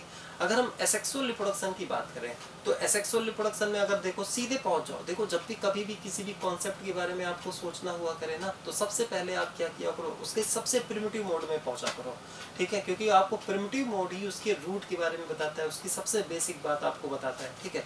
जैसे अगर कोई कहे कि बताओ सेक्सुअल रिप्रोडक्शन को डिफाइन करो, तो सेक्सुअल रिप्रोडक्शन को जानते हो, हायर ऑर्गेनिज्म में ना डिफाइन करके जो इसने सबसे पहले सेक्सुअल रिप्रोडक्शन को शो किया है, वहां पर जाकर सेक्सुअल रिप्रोडक्शन को देखो, तो आपको सेक्सुअल रिप्रोडक्शन का बेसिस समझ में आएगा, ठीक है। जैसे आपको लिविंग वर्ल्ड में कॉन्शियसनेस समझना है, ठीक है, तो हम लोग अपने लेवल पे तो कॉन्शियसनेस को बहुत अच्छे समझते हैं कि हम देख सकते हैं, सुन सकते हैं, समझ सकते हैं, रिस्पॉन्ड कर सकते हैं, ठीक है। लेकिन जिसकी जिंदगी सिर्फ एक सेल तक ही सीमित है, यूनिसेलुलर ऑर्गेनिज्म, वो ना देख सकता है ना सुन सकता है, ठीक है। तो वहां पर कॉन्शियसनेस का क्या मतलब है, इसका मतलब है कि जब तक हम लोग वहां पर कॉन्शियसनेस का मतलब नहीं समझेंगे, तो हम लोग कॉन्शियसनेस की सबसे रूट, सबसे बेसिक बात को कैसे समझेंगे। हम आपको बताना क्या चाह रहे हैं, हम आपको ये बताना चाह रहे हैं कि कभी भी किसी कॉन्सेप्ट को समझा करो ना, तो उसके सबसे प्रिमिटिव फॉर्म को सबसे पहले देखा करो, तो आपका उसका रूट समझ में आएगा, उसका बेसिक समझ में आएगा कि कहाँ से वो चीज़ क्या हुई है, तो कहाँ से वो चीज़ ओरिजिनेट हुई है, ठीक है। सबसे पहला फीचर कौन सा था जो कि उस प्रोसेस से क्या था, रिलेट था, ठीक है। जैसे एसेक्सुअल रिप्रोडक्शन में बाइनरी डिवीजन सबसे सिंपलेस्ट है। इस दुनिया में सबसे पहले आने वाला ऑर्गेनिज्म कौन है, यूनिसेलुलर ऑर्गेनिज्म है, ठीक है। तो बाइनरी डिवीजन में देखो, एक पेरेंट सेल दो डॉटर सेल में डिवाइड कर गई, तो वहां पर दो प्रोजनी बने, लेकिन दो प्रोजनी बनी तो वहां पर कितने पेरेंट्स की जरूरत थी, तो ऑब्वियस है एक पेरेंट की जरूरत है, दो पेरेंट की जरूरत है नहीं है। तो जो एसेक्सुअल रिप्रोडक्शन होता है वो यूनिपेरेंटल होता है, और यूनिपेरेंटल का मतलब है वहां पर सिंगल पेरेंट क्या होता है, इन्वॉल्व होता है। अब आप चाहे यूनिसेलुलर की भी अगर आप आगे बढ़ जाओगे ना, तो यूनिसेलुलर की अगर आप आगे भी बढ़ जाओगे तो कहीं पर भी देखो, जैसे अभी आपने फ्रेगमेंटेशन देखा, तो फ्रेगमेंटेशन में हमने क्या बताया, जैसे मान लेते हैं कि फिलामेंट है, यही तीन पार्ट में क्या हो गया, डिवाइड कर गया, एक fragment, second fragment, third fragment, और ईच फ्रेगमेंट जो होता है वो नया फिलामेंट बना देगा, ठीक है। तो पेरेंट से तीन प्रोजनी बन गई, तीन फ्रेगमेंट बने और तीन प्रोजनी बन गई, ठीक है। लेकिन कितना पेरेंट इन्वॉल्व रहा, एक पेरेंट इन्वॉल्व रहा, तो चाहे बाइनरी डिवीजन हो चाहे फ्रेगमेंटेशन हो, ठीक है। आपने ये जितने भी वेजिटेटिव प्रोपेगेल पढ़े हैं, tuber, com, rhizome, bulb, runner, sucker, offset, ठीक है। अब जैसे रनर के थ्रू क्या होता है, तो रनर जैसे ग्रासेस में हो रहा है, तो ग्रास लगातार बढ़ रही है, तो एक ही पेरेंट से तो कई सारी प्रोजनी बनती चली जा रही है, ऑफसेट में क्या हो रहा है, तो आइकॉर्निया पिशिया अगर आपको ध्यान होगा ना, तो ऑफसेट में ये सब बातें अभी हम आपको रनर सकर फिर से एक बार रिवाइज कराएंगे, ठीक है। लेकिन बस आप थोड़ा सा सुनिए, ठीक है। तो थोड़ा सा सुनिए। तो अगर हम बात करें रनर में, ऑफसेट में, सकर में, स्टोलन में, तो वहाँ एक ही पेरेंट तो होता है, तो एक ही पेरेंट से तो लगातार प्रोजनी है। अब जैसे अगर आप पोटैटो ले लो, तो पोटैटो को अगर आप कट करके उसमें उसकी आइज होनी चाहिए, मतलब बड होनी चाहिए, उसको हम मिट्टी में क्या करें, मिट्टी में उसको हम लोग ग्रो कराएं, तो फिर आपको पता है उसकी बड जर्मिनेट कर जाएगी, एक नया प्लांट निकल आएगा, ठीक है। तो एक नए प्लांट बनने के लिए आपको एक सिंगल पेरेंट की, एक सिंगल यूनिट की तो ज़रूरत है। तो फाइनली हमारे दिमाग में बहुत अच्छे समझ में आता है कि एसेक्सुअल रिप्रोडक्शन के लिए सिंगल पेरेंट की क्या होती है, ज़रूरत होती है, ठीक है। लेकिन सेक्सुअल रिप्रोडक्शन के लिए अब आपको पता है सेक्सुअल रिप्रोडक्शन में दो डिफरेंट गैमेट का फ्यूजन होता है, मेल गैमेट और फीमेल गैमेट। और अगर दो डिफरेंट गैमेट का फ्यूजन होता है तो फिर यूजुअली जो सेक्सुअल रिप्रोडक्शन होगा वो बाइपेरेंटल होगा, ठीक है। क्यों यूजुअली बाइपेरेंटल होगा? क्योंकि आपको पता है कि ऑर्गेनिज्म मोस्टली कैसा है, यूनिसेक्सुअल है। और अगर ऑर्गेनिज्म मोस्टली यूनिसेक्सुअल है तो या तो मेल गैमेट को प्रोड्यूस करेगा या तो फीमेल गैमेट को प्रोड्यूस करेगा, ठीक है। तो ऑब्वियस है कि अगर ऑर्गेनिज्म यूनिसेक्सुअल है तो फिर डिफरेंट गैमेट्स डिफरेंट पेरेंट्स से आएंगे। तो इसका मतलब है कि सेक्सुअल रिप्रोडक्शन यूजुअली कैसा होगा, बाइपेरेंटल। लेकिन हाँ, आपके दिमाग में ये बात तो आ ही रही होगी, अगर ऑर्गेनिज्म बाइसेक्सुअल है तो बाइसेक्सुअल का मतलब है वो मेल और फीमेल दोनों ही गैमेट को प्रोड्यूस कर सकता है, तो फिर वहां पर क्या हो जाएगा, यूनिपेरेंटल। तो फिर ये जो सेक्सुअल रिप्रोडक्शन है ये यूनिपेरेंटल भी हो सकता है, बाइपेरेंटल भी हो सकता है। लेकिन बाइपेरेंटल को आप क्या कहना, यूजुअली कहना। और ऐसे यूनिपेरेंटल किस केस में हो सकता है, तो बाइसेक्सुअल के केस में यूनिपेरेंटल हो सकता है, ठीक है। लेकिन आपको पता है नेचर ने ये चीज़ हम आपको sexual reproduction in flowering plant में, इन ब्रीडिंग डिप्रेशन वगैरह में पढ़ाएंगे, ठीक है।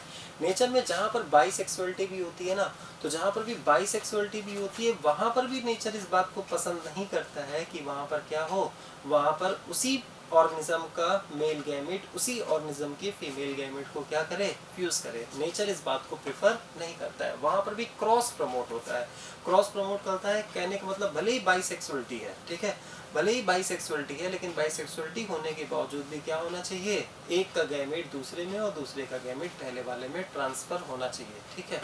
तो वो बात हम आपको पढ़ाएंगे बाद में, ठीक है। एक्चुअल में क्या होता है ना, हम आपको बस थोड़ा सा एक आइडिया देते हैं कि अगर सेम ऑर्गेनिज्म सेम प्लांट का ही मेल और फीमेल एक दूसरे को फ्यूज करते हैं ना, तो इनब्रीडिंग डिप्रेशन हो जाती है।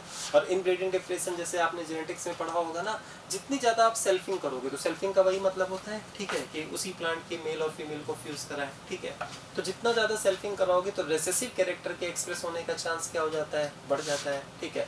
और रेसेसिव कैरेक्टर जो होते हैं वो मोस्टली कैसे होते हैं, हार्मफुल होते हैं। तो इस वजह से क्या होता है, तो उसको हम लोग इनब्रीडिंग डिप्रेशन कहते हैं। तो उसको हम लोग इनब्रीडिंग डिप्रेशन कहते हैं। इसका मतलब है कि उस ऑर्गेनिज्म, उस पॉपुलेशन की जो क्वालिटी है, ठीक है, जो उसकी नेचुरल एफिनिटी है, वो क्या हो जाती है, डाउन हो जाती है। हम आपको बस ये बताना चाह रहे हैं कि अगर ऑर्गेनिज्म बाइसेक्सुअल है तब भी नेचर वहाँ पर क्रॉस को क्या करता है, प्रमोट करता है। लेकिन हाँ, सेल्फिंग हो सकती है। सेल्फिंग का मतलब ये है कि उसी पेरेंट का मेल और फीमेल आपस में क्या हो सकते हैं, फ्यूज हो सकते हैं। तो बाइसेक्सुअलिटी के केस में यूनिपेरेंटल होगा, और ऐसे डायसियस या यूनिसेक्सुअल के केस में वो कैसा होगा, बाइपेरेंटल होगा।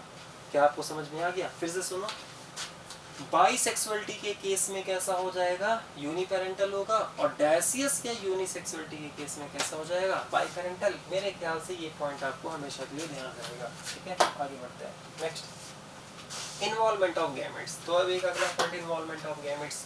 तो गैमेट्स का फॉर्मेशन तो एसेक्सुअल में नहीं होता है, आपको पता है। तो यूजुअली गैमेट्स का फॉर्मेशन एसेक्सुअल रिप्रोडक्शन में नहीं होता है, ठीक है। अब देखो, बाइनरी फिजन में कहाँ गैमेट का फॉर्मेशन हुआ, फ्रेगमेंटेशन में कहाँ गैमेट का फॉर्मेशन हुआ, ठीक है। अगर हम मल्टीपल फिजन की भी बात करें, अनफेवरेबल कंडीशन में, वहाँ कहाँ गैमेट का फॉर्मेशन हुआ, ठीक है। बैक्टीरिया बाइनरी फिजन करता है, अनफेवरेबल कंडीशन में एंडोस्पोर का फॉर्मेशन करता है, तो वहाँ कहाँ गैमेट का फॉर्मेशन हुआ। आपने फंजाई के प्रोपेगेशन पढ़े होंगे। फंजाई में आपने जूस्पोर के थ्रू फंजाई को मल्टीप्लाई कराया है, स्पोरेंजियोस्पोर के थ्रू कराया है, कोनिडिया के थ्रू कराया है, ठीक है। तो कोई गैमेट का फॉर्मेशन नहीं हुआ। रनर के थ्रू, सकर के थ्रू, ऑफसेट के थ्रू कई गैमेट का फॉर्मेशन नहीं हुआ। तो इसका मतलब है कि एसेक्सुअल रिप्रोडक्शन में गैमेट का, ए फॉर एसेक्सुअल रिप्रोडक्शन में गैमेट का फॉर्मेशन नहीं होता है, ठीक है। लेकिन हाँ, एक्सेप्शनली एक केस है पार्थेनोजेनेसिस। तो पार्थेनोजेनेसिस के बारे में आपने सुना होगा। तो पार्थेनोजेनेसिस में क्या होता है कि जो फीमेल गैमेट होता है वो पार्थेनोजेनेटिकली क्या हो जाता है, डेवलप हो जाता है प्रोजनी में, ठीक है। तो वहाँ पर पार्थेनोजेनेसिस में गैमेट का फॉर्मेशन होता है लेकिन गैमेट का फ्यूजन नहीं होता है, और गैमेट डायरेक्टली किस में डेवलप हो जाता है, प्रोजेनी में डेवलप हो जाता है। जैसे कि हनी बी के केस में देखो, तो हनी बी के केस में आपको ये बात हनी बी के बारे में बहुत अच्छे से और भी पढ़ाया जाएगा, ठीक है, आपको जेनेटिक्स में भी पढ़ाया जाएगा।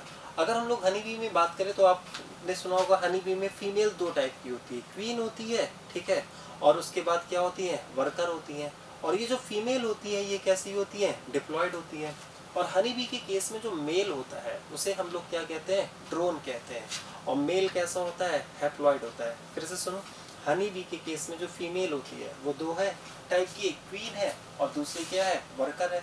और हनी बी के तो उसमें जो वर्कर फीमेल भी है वो रिप्रोडक्शन में पार्टिसिपेट नहीं करती है, ठीक है, लेकिन जो क्वीन है वो रिप्रोडक्शन में पार्टिसिपेट करती है, ठीक है। आपको तो है ना, वर्कर फीमेल भी जो होती है वो रिप्रोडक्शन में पार्टिसिपेट नहीं करती है। इन्हीं सब बेसिस पर रिप्रोडक्शन को डिफाइनिंग फीचर कंसिडर नहीं किया गया था। लेकिन हनी बी के केस में जो मेल जिसे हम ड्रोन कहते हैं वो हैप्लॉयड होता है। अच्छा, वो क्यों हैप्लॉयड होता है, क्योंकि हनी बी के केस में जो क्वीन होती है वो अपने गैमेट को प्रोड्यूस करती है, ठीक है, और उसी फीमेल गैमेट से सीधे क्या बन जाता है, मेल बन जाता है। अब जो फीमेल गैमेट क्वीन से बनेगा तो फीमेल गैमेट किससे बनेगा, मियोसिस से बनेगा, तो गैमेट कैसे हो जाता है, हैप्लॉयड। आपने जेनेटिक्स में भी पढ़ा होगा, गैमेट्स आर ऑलवेज हैप्लॉयड, आपको लॉ ऑफ सेग्रीगेशन में पढ़ाया गया होगा। तो कहानी क्या है, क्वीन भी है, उसने अपने गैमेट को मियोसिस से बनाया, हैप्लॉयड फीमेल गैमेट बन गया, और उसी हैप्लॉयड फीमेल गैमेट से कौन बन गया, मेल बन गया, ठीक है। तो अब यहाँ पर देखिए क्या हुआ, यहाँ पर गैमेट से प्रोजेनी का सीधे क्या होता है, फॉर्मेशन होता है। तो गैमेट से प्रोजेनी का सीधे फॉर्मेशन हुआ, लेकिन यहाँ पर किसी भी तरह से फर्टिलाइजेशन नहीं हुआ, ठीक है। और आपको पता है यहाँ पर अगर किसी भी तरह से फर्टिलाइजेशन नहीं हुआ तो फर्टिलाइजेशन आपको पता है किसका कैरेक्टरिस्टिक इवेंट होता है, तो फर्टिलाइजेशन किसका कैरेक्टरिस्टिक इवेंट होता है, तो फर्टिलाइजेशन सेक्सुअल रिप्रोडक्शन का कैरेक्टरिस्टिक इवेंट है। तो देखो, आप अपने दिमाग में 2 वर्ड, अभी भी हमने आपको बोला, आप अपने दिमाग में सेक्सुअल रिप्रोडक्शन को पहचानने के लिए 2 वर्ड अपने दिमाग में फिट कर लो, fertilisation and meiosis. Fertilisation and meiosis होना चाहिए, और फर्टिलाइजेशन एंड मियोसिस में कोई एक नहीं, फर्टिलाइजेशन एंड मियोसिस दोनों ही होने चाहिए। मतलब सेक्सुअल रिप्रोडक्शन का मतलब है कि उस पूरी साइकिल में फर्टिलाइजेशन भी होना चाहिए और मियोसिस भी होना चाहिए, ठीक है। तो अब देखो, यहाँ पर क्वीन ने गैमेट को तो मियोसिस से बना दिया, लेकिन फर्टिलाइजेशन नहीं हुआ, गैमेट सीधे प्रोजेनी में कन्वर्ट हो गया, तो इसको हम लोग सेक्सुअल की कैटेगरी में नहीं मानेंगे, ठीक है। तो इसको हम लोग किस कैटेगरी में कंसिडर करते हैं, एसेक्सुअल की कैटेगरी में ही कंसिडर करते हैं। तो पार्थेनोजेनेसिस एक ऐसा केस है जहाँ गैमेट का फॉर्मेशन हो सकता है, और पार्थेनोजेनेसिस क्योंकि एसेक्सुअल है तो फिर हम कह सकते हैं कि एसेक्सुअल में विद और विदाउट इन्वॉल्वमेंट ऑफ गैमेट। और विद इन्वॉल्वमेंट ऑफ गैमेट में हमने क्वेश्चन मार्क बनाया है, तो वो कहाँ होता है, पार्थेनोजेनेसिस, जिसमें फीमेल गैमेट डायरेक्टली किस में डेवलप हो जाता है, प्रोजेनिस में। ऐसा केस आपको लिजार्ड में देखने को मिलता है, और किस में देखने को मिलता है, हनी बी में देखने को मिलता है। लिजार्ड में जैसे नेमिडोफोरस होते हैं तो वहाँ पर आपको ये केस देखने को मिल जाएगा, और हनी बी का पूरा कॉन्सेप्ट हमने आपके सामने रख दिया, ठीक है। तो विद कब करेंगे, और यूजुअली में हमने क्या लिखा है, without involvement of gamete. Next, फिर उसके बाद सेक्सुअल रिप्रोडक्शन में, तो सेक्सुअल रिप्रोडक्शन में गैमेट्स का इन्वॉल्वमेंट होता है, तो यूजुअली गैमेट का इन्वॉल्वमेंट होता है, तो यूजुअली गैमेट का इन्वॉल्वमेंट होता है। लेकिन सेक्सुअल रिप्रोडक्शन के बारे में भी एक जगह सोचो, तो अगर आप सेक्सुअल रिप्रोडक्शन के बारे में भी एक जगह सोचते हो तो आप देखो ये काफ़ी इंपॉर्टेंट है फंजाई के केस में, और वो भी हायर फंजाई के केस में। हायर फंजाई के केस में एस्कोमाइसिटीज एंड बेसिडियोमाइसिटीज। देखो, सेक्सुअल रिप्रोडक्शन में गैमेट का फॉर्मेशन यूजुअली तो होता है। अब हम लोग ये सोचने जा रहे हैं, क्या कभी ऐसा हो सकता है कि बिना गैमेट के फॉर्मेशन के भी सेक्सुअल रिप्रोडक्शन है? यस, फंजाई में higher fungi, ascomycetes and basidiomycetes. Ascomycetes and basidiomycetes में आपने सोमैटोगैमी पढ़ा होगा, वहाँ पर सोमैटिक सेल्स आपस में क्या करती हैं, फ्यूज करती हैं। तो अगर सोमैटिक सेल आपस में फ्यूज करती हैं तो इसका मतलब गैमेट का फॉर्मेशन नहीं हुआ, लेकिन फिर भी वहाँ पर सेक्सुअल रिप्रोडक्शन होता है, ठीक है।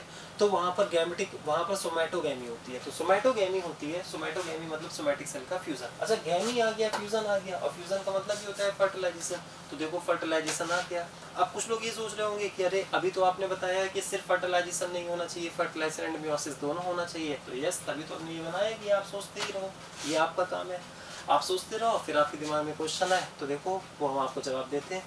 सोमैटोगैमी, फर्टिलाइजेशन हो गया, गैमीट का फॉर्मेशन नहीं हुआ, मतलब आपके दिमाग में आ रहा है मियोसिस नहीं हुई, तो सिर्फ फर्टिलाइजेशन से हम इसको सेक्सुअल रिप्रोडक्शन कैसे कहें? तो आपको याद है फंजाई में जाइगोट बनने के बाद मियोसिस होती है, ठीक है, और उसको हम लोग क्या बोलते हैं? जाइगोटिक मियोसिस, क्योंकि फंजाई हैप्लॉइड होता है और जाइगोट कैसे होता है? डिप्लॉइड होता है। तो डिप्लॉइड से डिप्लॉइड क्या कहते हैं? डिप्लॉइड से अगर हैप्लॉइड बनाना है तो क्या करना होगा? मियोसिस। तो आपको याद है ना फंजाई में क्या होती है? जाइगोटिक मियोसिस होती है। तो ऑब्वियस है कि इसकी सेक्सुअल रिप्रोडक्शन की अगर हम लोग लाइफ साइकिल देखेंगे तो वहाँ पर पहले सोमैटोगैमी होगी और सोमैटोगैमी के बाद जाइगोटिक मियोसिस होती है। इसका मतलब है उसके सेक्सुअल रिप्रोडक्शन में फर्टिलाइजेशन भी होता है और मियोसिस भी होता है। ये एक अलग बात है कि यहाँ गैमीट बनने के लिए फंजाई में मियोसिस नहीं होती है, इवन फंजाई में जाइगोट बनने के बाद क्या होती है? मियोसिस होती है। तो ये बिल्कुल ये तो कॉन्सेप्ट ही होता है। जहाँ पर भी पूरी बॉटनी में गैमीट बनाने के लिए मियोसिस नहीं होती है, ठीक है, वहाँ जाइगोट बनने के बाद क्या हो जाती है? मियोसिस हो जाती है। या फिर स्पोर बनने के लिए क्या होती है? मियोसिस होती है, ठीक है। तो जाइगोट के बाद मियोसिस तो जाइगोटिक मियोसिस, और जब स्पोर फॉर्मेशन के लिए मियोसिस तो स्पोरिक मियोसिस। ऐसा आपने पढ़ा होगा, प्लांट किंगडम में आपने पढ़ा होगा, ठीक है। Sexual reproduction in flowering plant में ये बातें हम आपके साथ फिर से करेंगे, स्पोरिक मियोसिस वगैरह के बारे में बात, ठीक है। तो अब आपको समझ में आ गया कि इसमें यूजुअली तो विद इन्वॉल्वमेंट ऑफ गैमीट होता है, लेकिन हायर फंजाई एस्कोमाई, हायर फंजाई समझ गए ना? तो हायर फंजाई में कौन कौन हो गया? एस्कोमाई स्पीच और बेसिडियोमाई स्पीच, ठीक है। तो वहाँ पर क्या होता है? वहाँ पर सोमैटोगैमी टेक्स प्लेस, वहाँ पर गैमेट का फॉर्मेशन नहीं होता है और सोमैटिक सेल के बीच में फ्यूजन होता है। और आपको सोचना क्या है? सोमैटोगैमी के बारे में सोचना है। और अगर किसी को ये लग रहा है कि क्या वहाँ मियोसिस नहीं होती है, तो चलो हम लिख देते हैं कि वहाँ पर मियोसिस होती है और उस मियोसिस को क्या कहते हैं? जाइगोटिक मियोसिस, ठीक है। तो ये इन्वॉल्वमेंट ऑफ गैमेट का की सारी बातें क्लियर हो गई। नेक्स्ट, हनी बी के केस में, हनी बी के केस में बड़ा अच्छा केस है। तो हनी बी के केस में देखो, हनी बी के केस में हमने आपसे क्या कहा? Female gamete directly develops parthenogenetically into male, और मेल को हम क्या कहते हैं? ड्रोन, ठीक है। हनी बी के केस में आपकी एनसीईआरटी में लास्ट में शायद जेनेटिक्स में या फिर कहीं पे भी ये बात लिखी हुई है, ये वाली लाइन। तो इस वाली लाइन को हमने लिखा, ये बहुत अच्छी लाइन हमें लगी, ठीक है। देखो ये लाइन क्या है? ये लाइन ये कहते हैं कि जो हनी बी में मेल होता है ये ऐसा क्या कहते हैं ऑर्गेनिज्म है जिसकी मदर तो है, जिसकी मदर तो है लेकिन उसका फादर नहीं होता है, ठीक है। तो ये तो आपको आसान सी बात लग रही होगी, हाँ सीधे क्या कहते हैं? पार्थेनोजेनेटिकली डेवलप हुआ है तो मदर है लेकिन फादर नहीं है, लेकिन आपको पता है बट है ग्रैंडफादर। तो ये वाली बात है जो इसको क्या कहती है? इंटरेस्टिंग। तो हमने लाइन लिखी है कि drones have mother, don't have father, ठीक है, बट हैव ग्रैंडफादर। तो बताओ ये स्टेटमेंट आपको समझ में आ रहा है? ठीक है, तो आप सभी लोग स्मार्ट स्टूडेंट्स हो, समझो ये बात तो आपको बहुत आसानी समझ में आ रही है कि मदर है लेकिन उसका फादर नहीं है, क्योंकि फीमेल गैमेट से सीधे बना है मेल, ठीक है। लेकिन ग्रैंडफादर है। अच्छा ग्रैंडफादर कैसे है? अब ये जो मदर है इसके तो फादर है ना, तो क्योंकि मदर कौन है? मदर क्वीन है, ठीक है। तो ये जो मदर है ये कौन है? तो ये क्वीन है। और क्वीन कैसी होती है? तो क्वीन तो डिप्लॉयड होती है, और अगर ये डिप्लॉयड है तो क्वीन खुद किससे है? तो क्वीन के तो पेरेंट्स रहे होंगे ना, तो क्वीन की मदर है, क्वीन की क्या है? फादर है, ठीक है। तो क्वीन की मदर और फादर थे तभी तो क्वीन फर्टिलाइजेशन का प्रोडक्ट है, ठीक है। तो अब देखो समझ गए होंगे ना? तो क्या कहते हैं, ड्रोन के केस में फादर तो नहीं है, लेकिन इनकी इस क्वीन का जो फादर है वो क्या कहते हैं, ड्रोन के लिए क्या हो गया? तो ड्रोन के लिए क्या हो गया? ग्रैंडफादर हो गया। तो इस तरह से हम कह सकते हैं कि ड्रोन्स की मदर है लेकिन उसका फादर नहीं है, लेकिन हाँ ऐसा हम नहीं कह सकते हैं कि उसके ग्रैंडफादर नहीं है, तो उसके ग्रैंडफादर है। तो ये बात आपको समझ में आ रही होगी, ठीक है। तो इस वजह से ड्रोन्स कैसे होते हैं, तो एक बात और लिख सकते हो, इस वजह से ड्रोन्स क्या होते हैं? हैप्लॉइड होते हैं। कभी आपसे पूछा जाए ना कि ड्रोन्स कैसे होते हैं? डिप्लॉयड होते हैं, हैप्लॉइड होते हैं। तो ड्रोन हैप्लॉइड होते हैं। क्यों हैप्लॉइड होते हैं? तो वो आपको समझ में आता है। 32 एंड 16 आपको शायद पढ़ाया जाएगा कि फीमेल में 32 क्रोमोसोम है और जो मेल होता है उसमें 16 होते हैं। तो मेल में 16 क्यों होते हैं वो बात आपको समझ में आ गई, ठीक है। नेक्स्ट, अच्छा यहाँ इन सब बातों को बार बार पढ़ो, ध्यान रखो तो आपको समझ में आएगा। जैसे अगर कोई आपसे कहते हैं सेक्सुअल रिप्रोडक्शन में हमेशा ही गैमेट बनेगा, तो बिल्कुल सही बात नहीं है, ठीक है। जनरली बनता है लेकिन हमेशा ही बनेगा ये जरूरी नहीं। फंजाई का केस अगर कोई कहते हैं सेक्सुअल रिप्रोडक्शन में कभी गैमेट नहीं बनता है, तो वो भी बात नहीं सही है। हाँ जनरली गैमेट नहीं बनता है लेकिन पार्थेनोजेनेसिस के केस में गैमेट बनता है, ठीक है। तो ऐसे स्टेटमेंट्स भी आ सकते हैं, वो हमने आगे लिख दिए हैं। अब हम लोग बात करें फर्टिलाइजेशन और फ्यूजन ऑफ सेल, ठीक है। तो fertilisation and fusion of cell, अब देखो बहुत सोच समझ के हमने पहले फर्टिलाइजेशन लिखा फिर फ्यूजन ऑफ सेल लिख दिया। यहाँ पर देखो हमने फ्यूजन ऑफ गैमीट नहीं लिखा। अब तुम समझ रहे हो क्यों नहीं लिखा, क्योंकि आपको पता है फ्यूजन होता है। अब फ्यूजन दो तरह से, एक सोमैटोगैमी है और एक सिनगैमी है, ठीक है। तो फ्यूजन जो होता है, आप जब भी फ्यूजन लिख कर आए, तो जब भी फ्यूजन लिख कर आए तो आपके दिमाग में ये दोनों ही चलने चाहिए। आपके दिमाग में सोमैटोगैमी भी चलना चाहिए, सोमैटोगैमी भी चलना चाहिए, और आपके दिमाग में क्या चलना चाहिए, सिनगैमी भी चलना चाहिए, ठीक है। जिसको फर्क नहीं आता है वो समझ जाना, सिनगैमी का मतलब है मेल गैमेट और फीमेल गैमेट का फ्यूजन, और सोमैटोगैमी का मतलब है सोमैटिक सेलों का फ्यूजन। तो आप फर्टिलाइजेशन का मतलब हमेशा ये नहीं समझ सकते हो कि फर्टिलाइजेशन का मतलब हमेशा सिनगैमी है। हाँ, सिनगैमी का मतलब हमेशा फर्टिलाइजेशन होता है, लेकिन फर्टिलाइजेशन का मतलब हमेशा सिनगैमी हो ये जरूरी नहीं है। अगर इसी वजह से एग्जामिनर कभी आपसे पूछता है ना, मेल एंड फीमेल गैमेट के फ्यूजन को हम लोग सिनगैमी कहना पसंद करें या फर्टिलाइजेशन, तो ज्यादा अच्छा क्या है आंसर, सिनगैमी, क्योंकि सिनगैमी ऑटोमेटिकली क्या है, फर्टिलाइजेशन, ठीक है। लेकिन फर्टिलाइजेशन को क्या हम लोग सिनगैमी के साथ हमेशा क्या कहते हैं, रिप्लेस कर सकते हैं, तो हमेशा रिप्लेस नहीं कर सकते। अभी हमने आपको खूब बताया है कि फर्टिलाइजेशन किसका कैरेक्टरिस्टिक होता है, तो फर्टिलाइजेशन और मियोसिस ये सेक्सुअल रिप्रोडक्शन का कैरेक्टरिस्टिक होता है। तो ऑब्वियसली ये सेक्सुअल में होगा और एसेक्सुअल में नहीं होगा। तो cell fusion fertilisation takes place, cell fusion या फर्टिलाइजेशन जो होता है वो कहाँ पर होता है, वो सेक्सुअल में होता है। हमने लिख दिया syngamy and somatogamy takes place, ठीक है। और यहाँ पर cell fusion does not takes place. अब हम लोगों ने यहाँ पर हमने मियोसिस लिखा है, तो मियोसिस एंड फर्टिलाइजेशन हमने दोनों बात बताई। तो मियोसिस यहाँ पर होगा और मियोसिस एसेक्सुअल रिप्रोडक्शन में नहीं होगा, ठीक है। अब देखो यहाँ पर कुछ एनालाइज करो, इसका मतलब है कि सेक्सुअल रिप्रोडक्शन में दो बातें हो गई। सेक्सुअल रिप्रोडक्शन में मियोसिस भी होगा और फर्टिलाइजेशन, अच्छा फर्टिलाइजेशन होगा तो डिप्लॉयड फेज आएगी, और अगर मियोसिस होगा तो कौन सी फेज आएगी, हैप्लॉयड फेज। इसका मतलब है कि जब भी सेक्सुअल रिप्रोडक्शन होगा तो उस ऑर्गेनिज्म की लाइफ साइकिल में डिप्लॉयड फेज भी आएगी और कौन सी फेज आएगी, हैप्लॉयड फेज, ठीक है। और एक के बाद एक आता है, क्योंकि कभी फर्टिलाइजेशन होगा और फिर कुछ समय के बाद मियोसिस, या पहले मियोसिस और कुछ समय के बाद फर्टिलाइजेशन। इसका मतलब डिप्लॉयड आएगा फिर हैप्लॉयड आएगा, ठीक है। और अगर प्रोसेस बार बार चलेगा तो डिप्लॉयड हैप्लॉयड डिप्लॉयड हैप्लॉयड आता रहता है, ठीक है। तो डिप्लॉयड के बाद हैप्लॉयड आना या हैप्लॉयड के बाद डिप्लॉयड आना, इसी को हम लोग बोलते हैं ऑल्टरनेशन ऑफ जनरेशन, ठीक है। तो ये देखो एक बहुत इंपॉर्टेंट वर्ड आ गया, ये सब आपने 11th में प्लांट किंगडम में पढ़ा होगा, ऑल्टरनेशन ऑफ जनरेशन, जिसमें आपने haplontic life cycle, diplontic life cycle, haplodiplontic life cycle, आपको याद होगा ना, आपने ऑल्टरनेशन ऑफ जनरेशन में इस तरह से बना देते थे, ठीक है। एक तरफ आपने मियोसिस लिख दिया, एक तरफ आपने क्या लिख दिया, सिनगैमी लिख दिया, और अगर हमने इस तरह से बना दिया, ठीक है, इन दोनों को कनेक्ट कर दिया, तो सिनगैमी के बाद कौन सी फेज आएगी, 2n, और मियोसिस के बाद कौन सी फेज आ जाएगी, तो मियोसिस के बाद n फेज आ जाएगी। तो ये हैप्लॉयड फेज और ये डिप्लॉयड फेज, ठीक है। तो haploid diploid phase alternation of generation. अब आपको पता है दोनों एरिया सेम होते हैं तो उसको हैप्लोडिप्लॉन्टिक बोलते हैं। अगर इसका एरिया ज़्यादा हो जाए इसका कम हो जाए तो हैप्लॉन्टिक, इसका ज़्यादा हो जाए उसका कम हो जाए तो डिप्लॉन्टिक। वो तो आपको टाइम कवर्ड की बेसिस पर बोलते हैं, ये आपको प्लांट किंगडम में पढ़ाया गया, ठीक है। ये ऑल्टरनेशन ऑफ जनरेशन है। तो हम आपको ये बताना चाह रहे हैं कि देखो ऑल्टरनेशन ऑफ जनरेशन तभी पॉसिबल है जब मियोसिस भी हो और सिनगैमी भी हो, ठीक है। तो जहाँ जहाँ सेक्सुअल रिप्रोडक्शन है वहाँ ऑल्टरनेशन ऑफ जनरेशन है, बैक्टीरिया के सेक्सुअल रिप्रोडक्शन को छोड़कर, क्योंकि बैक्टीरिया के सेक्सुअल रिप्रोडक्शन को हम लोग ट्रू सेक्सुअल रिप्रोडक्शन कंसिडर नहीं करते। तो यूकैरियोटिक सेक्सुअल रिप्रोडक्शन को ट्रू, इसका मतलब है ट्रू सेक्सुअल रिप्रोडक्शन प्रोटिस्टा से स्टार्ट हो जाएगा, ठीक है। तो मियोसिस सिनगैमी जब होगा तभी हैप्लॉयड डिप्लॉयड हैप्लॉयड डिप्लॉयड आएगा, तभी ऑल्टरनेशन ऑफ जनरेशन है। तो ऑल्टरनेशन ऑफ जनरेशन किसका कैरेक्टरिस्टिक हो गया, सेक्सुअल रिप्रोडक्शन का। Meiosis and fertilisation are characteristic of sexual reproduction. Meiosis haploid phase को लेकर आएगा, फ्यूजन मतलब फर्टिलाइजेशन या किसको लेकर आएगा, डिप्लॉयड फेज को आएगा। Hence haploid and diploid phase both come alternatively during sexual reproduction, और इसी इवेंट को हम लोग क्या बोलते हैं, ऑल्टरनेशन ऑफ जनरेशन, ठीक है। तो ऑल्टरनेशन ऑफ जनरेशन कहाँ मिलेगा, सेक्सुअल रिप्रोडक्शन में, और एसेक्सुअल रिप्रोडक्शन में नहीं मिलेगा, ठीक है। Next, alternation of generation asexual में डज नॉट टेक प्लेस। क्यों, अगर आपसे पूछा जाए कि क्यों नहीं होता है तो सीधे कह दो कि मियोसिस और फर्टिलाइजेशन नहीं होता है और सेक्सुअल रिप्रोडक्शन नहीं होता है। अब हम लोग सेल डिवीजन की बात करें तो मियोसिस के बारे में सपने में मत सोचना, मतलब जनरली मत सोचना। सपने में तो चलो सोच सकते हो पर पार्थेनोजेनेसिस के केस में, लेकिन जनरली आप मत सोचना।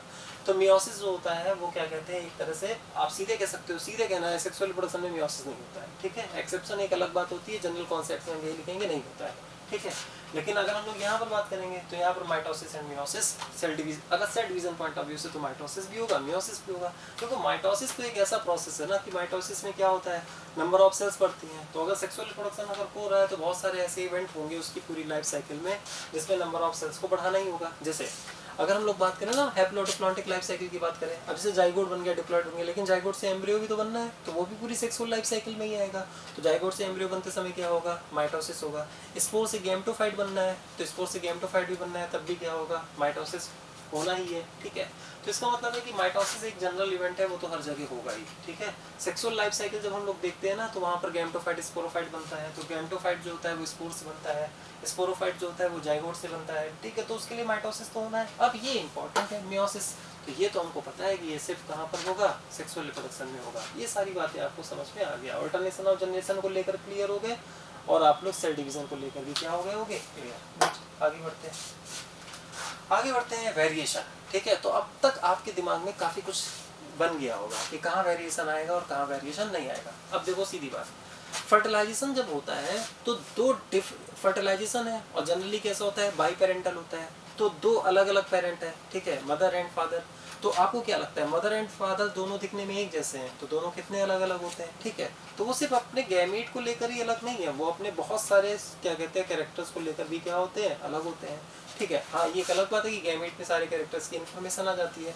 तो जो फर्टिलाइजेशन होता है वो सेक्सुअल रिप्रोडक्शन में होता है, और वो दो डिफरेंट पेरेंट से होता है, तो डिफरेंट पेरेंट की वजह से, डिफरेंट पेरेंट के इन्वॉल्वमेंट होने की वजह से क्या आ जाएगा, वेरिएशन आ जाएगा।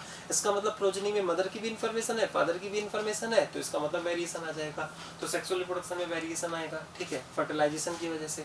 सेक्सुअल रिप्रोडक्शन में मियोसिस होता है, तो मियोसिस जब होता है तो इसका मतलब है, तो मियोसिस जब होता है तो आपको पता है मियोसिस का मतलब है कि मियोसिस के टाइम पे क्रॉस ओवर होता है। ठीक है, अभी आपको जेनेटिक्स पढ़ाई जाएगी, इंडिपेंडेंट असॉर्टमेंट पढ़ाया जाएगा।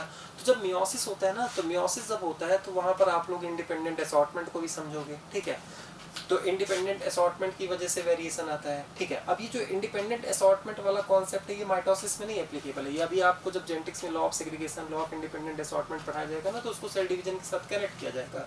तो आप देखोगे मियोसिस के टाइम पर क्या होता है, इंडिपेंडेंट असॉर्टमेंट। अगर आप लोगों ने पढ़ लिया होगा तो आप लोगों ने पढ़ लिया होगा ना, तो आपको पता है ना कि वो मेटाफिजिक प्लेट में जो क्या कहते हैं, मेटाफिजिक प्लेट में जो होमोलोगस क्रोमोसोम अरेंज होते हैं, तो होमोलोगस क्रोमोसोम जब अरेंज हो जाते हैं, जैसे क्रोमोसोम 1 पेयर में अरेंज हो गया, क्रोमोसोम 2 पेयर में अरेंज हो गया। अब लेकिन यहाँ पर अगर क्रोमोसोम 1 का जो पेयर है, ठीक है, तो जैसे यहाँ पर कैपिटल आर है, यहाँ पर स्मॉल आर है, यहाँ पर कैपिटल वाई है, स्मॉल वाई है। अगर कैपिटल आर के बगल में कैपिटल वाई है तो कैपिटल आर कैपिटल वाई जाएगा, और अगर स्मॉल आर के बगल में स्मॉल वाई है तो स्मॉल आर स्मॉल वाई जाएगा। ठीक है, लेकिन अगर सोचो कि ये जो होमोलोगस क्रोमोसोम है, कैपिटल आर के सामने बगल में कैपिटल वाई ना होकर क्या होता है, स्मॉल वाई होता, तो कैपिटल आर के साथ कौन जाता है, स्मॉल वाई। यही है इंडिपेंडेंट असॉर्टमेंट, कि कैपिटल आर के साथ कैपिटल वाई भी जा सकता है, कैपिटल आर के साथ स्मॉल वाई भी जा सकता है। ठीक है, तो ये चीज़ आपको जेनेटिक्स, ये तो हमने आपको थोड़ा सा बताया कि अगर आपको आता है तो, अगर आपको नहीं आता है तो अभी सिर्फ आप ध्यान रखना इंडिपेंडेंट असॉर्टमेंट, आप जेनेटिक्स में जाकर इस बात को समझ लेना। ठीक है, तो इंडिपेंडेंट असॉर्टमेंट मियोसिस में देखने को मिलेगा, फर्टिलाइजेशन तो होता है, क्रॉसओवर भी किस में दिखेगा, मियोसिस में, और म्यूटेशन तो एक ऐसा प्रोसेस है जो हर समय हो सकता है। ठीक है, तो ये सारी वजह से सेक्सुअल रिप्रोडक्शन में अच्छा खासा क्या आता है, वेरिएशन आता है। और हमने आपको पहले ही बताया कि एवोल्यूशन जैसे जैसे हुआ है वैसे वैसे सेक्सुअल रिप्रोडक्शन ही क्या होता गया है, प्रेफर होता गया है, और कहीं ना कहीं सेक्सुअल रिप्रोडक्शन ही वेरिएशन आने की वजह है। सेक्सुअल रिप्रोडक्शन बहुत इंपॉर्टेंट वजह है किस बात के लिए, एवोल्यूशन। ये आपको ह्यूमन एवोल्यूशन वाले चैप्टर में पढ़ाया जाएगा।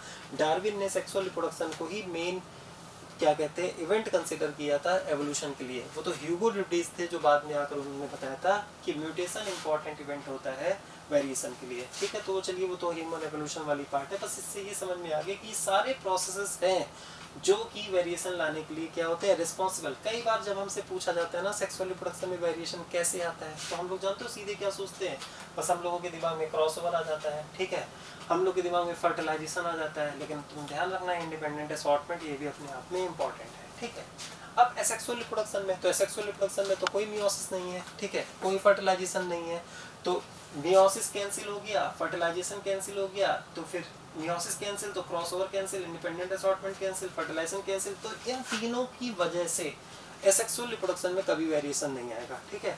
लेकिन म्यूटेशन तो हर जगह हो सकता है, तो म्यूटेशन अगर हर जगह हो सकता है, हमने अभी आपको स्टार्टिंग में ही बताया, तो म्यूटेशन यहाँ पर भी हो सकता है और म्यूटेशन यहाँ पर भी हो सकता है। तो जनरली एसेक्सुअल, लेकिन म्यूटेशन अपने आप में चांस इवेंट है, ये भी आपको पढ़ाया जाएगा। तो म्यूटेशन अपने आप में चांस इवेंट है, हो भी सकता है और नहीं भी हो सकता है, ठीक है। तो जनरली अगर हम लोग बात करेंगे, ठीक है, और म्यूटेशन कोई इंटीग्रेटेड पार्ट नहीं है, तो म्यूटेशन एक अलग बात है। म्यूटेशन हो भी सकता है, नहीं भी हो सकता है, लेकिन ये 3 इवेंट तो हर हाल में होंगे अगर सेक्सुअल रिप्रोडक्शन होगा। और म्यूटेशन तो अपने आप में चांस इवेंट है। म्यूटेशन फिर से कह रहे हैं चांस इवेंट है, हो भी सकता है, नहीं भी हो सकता है। म्यूटेशन इन प्रोसेसेस का इंटीग्रेटेड पार्ट नहीं है, ठीक है।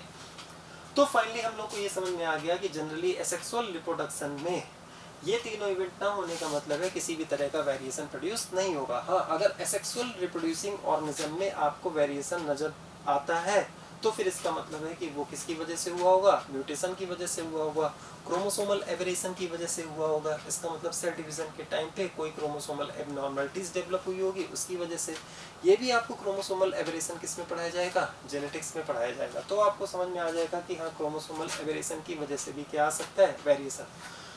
तो जनरली वेरिएशन नॉट प्रोड्यूस्ड क्यों नहीं होगा, तो आप ये कह सकते हो क्रॉसओवर, फर्टिलाइजेशन, इंडिपेंडेंट असॉर्टमेंट, ये सब एब्सेंट है। हाँ, इफ अगर कभी मानो वहां पर आपको कभी अगर आपको एसेक्सुअल रिप्रोड्यूसिंग ऑर्गेनिज्म में वेरिएशन आ जाए तो फिर वो किसकी वजह से हो सकता है, वो म्यूटेशन की वजह से हो सकता है, या फिर सेल डिवीजन में कोई एबनॉर्मलिटीज है उसकी वजह से हो सकता है। तो हम लोग बोलते हैं कि एसेक्सुअल रिप्रोडक्शन में जेनेटिक इन्फॉर्मेशन क्या रहती है, कंजर्व रहती है।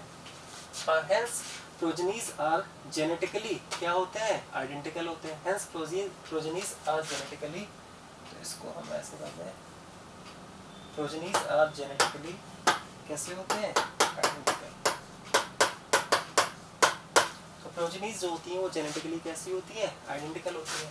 और आपको पता है जब प्रोजेनीज जेनेटिकली आइडेंटिकल होती हैं तो वो group of organisms who are genetically identical, तो ऐसे ऑर्गेनिज्म का ग्रुप जो सब आपस में जेनेटिकली आइडेंटिकल है उसे हम लोग कहते हैं क्लोन। क्या कहते हैं, क्लोन। तो क्लोन कहाँ पर बनेंगे, तो क्लोन कहाँ पर बनेंगे, एसेक्सुअल रिप्रोडक्शन में, ठीक है। और आपको पता है अगर जेनेटिकली आइडेंटिकल है इसका मतलब जीन सबकी एक जैसे हैं, तो जीन के पास ही तो इन्फॉर्मेशन होती है मॉर्फोलॉजी को शो करने की, ठीक है, एक्सटर्नल कैरेक्टर को शो करने की। तो कहने का मतलब है कि जो जेनेटिकली आइडेंटिकल है तो ऑब्वियस है वो मॉर्फोलॉजिकली भी क्या होगा, आइडेंटिकल होगा, ठीक है। बस हाँ, ये होता है कि कई बार एनवायरमेंटल इम्पैक्ट हो जाने की वजह से वो जेनेटिकली आइडेंटिकल होते हैं, लेकिन उसमें से कुछ लोग क्या कर सकते हैं, वेरी कर सकते हैं।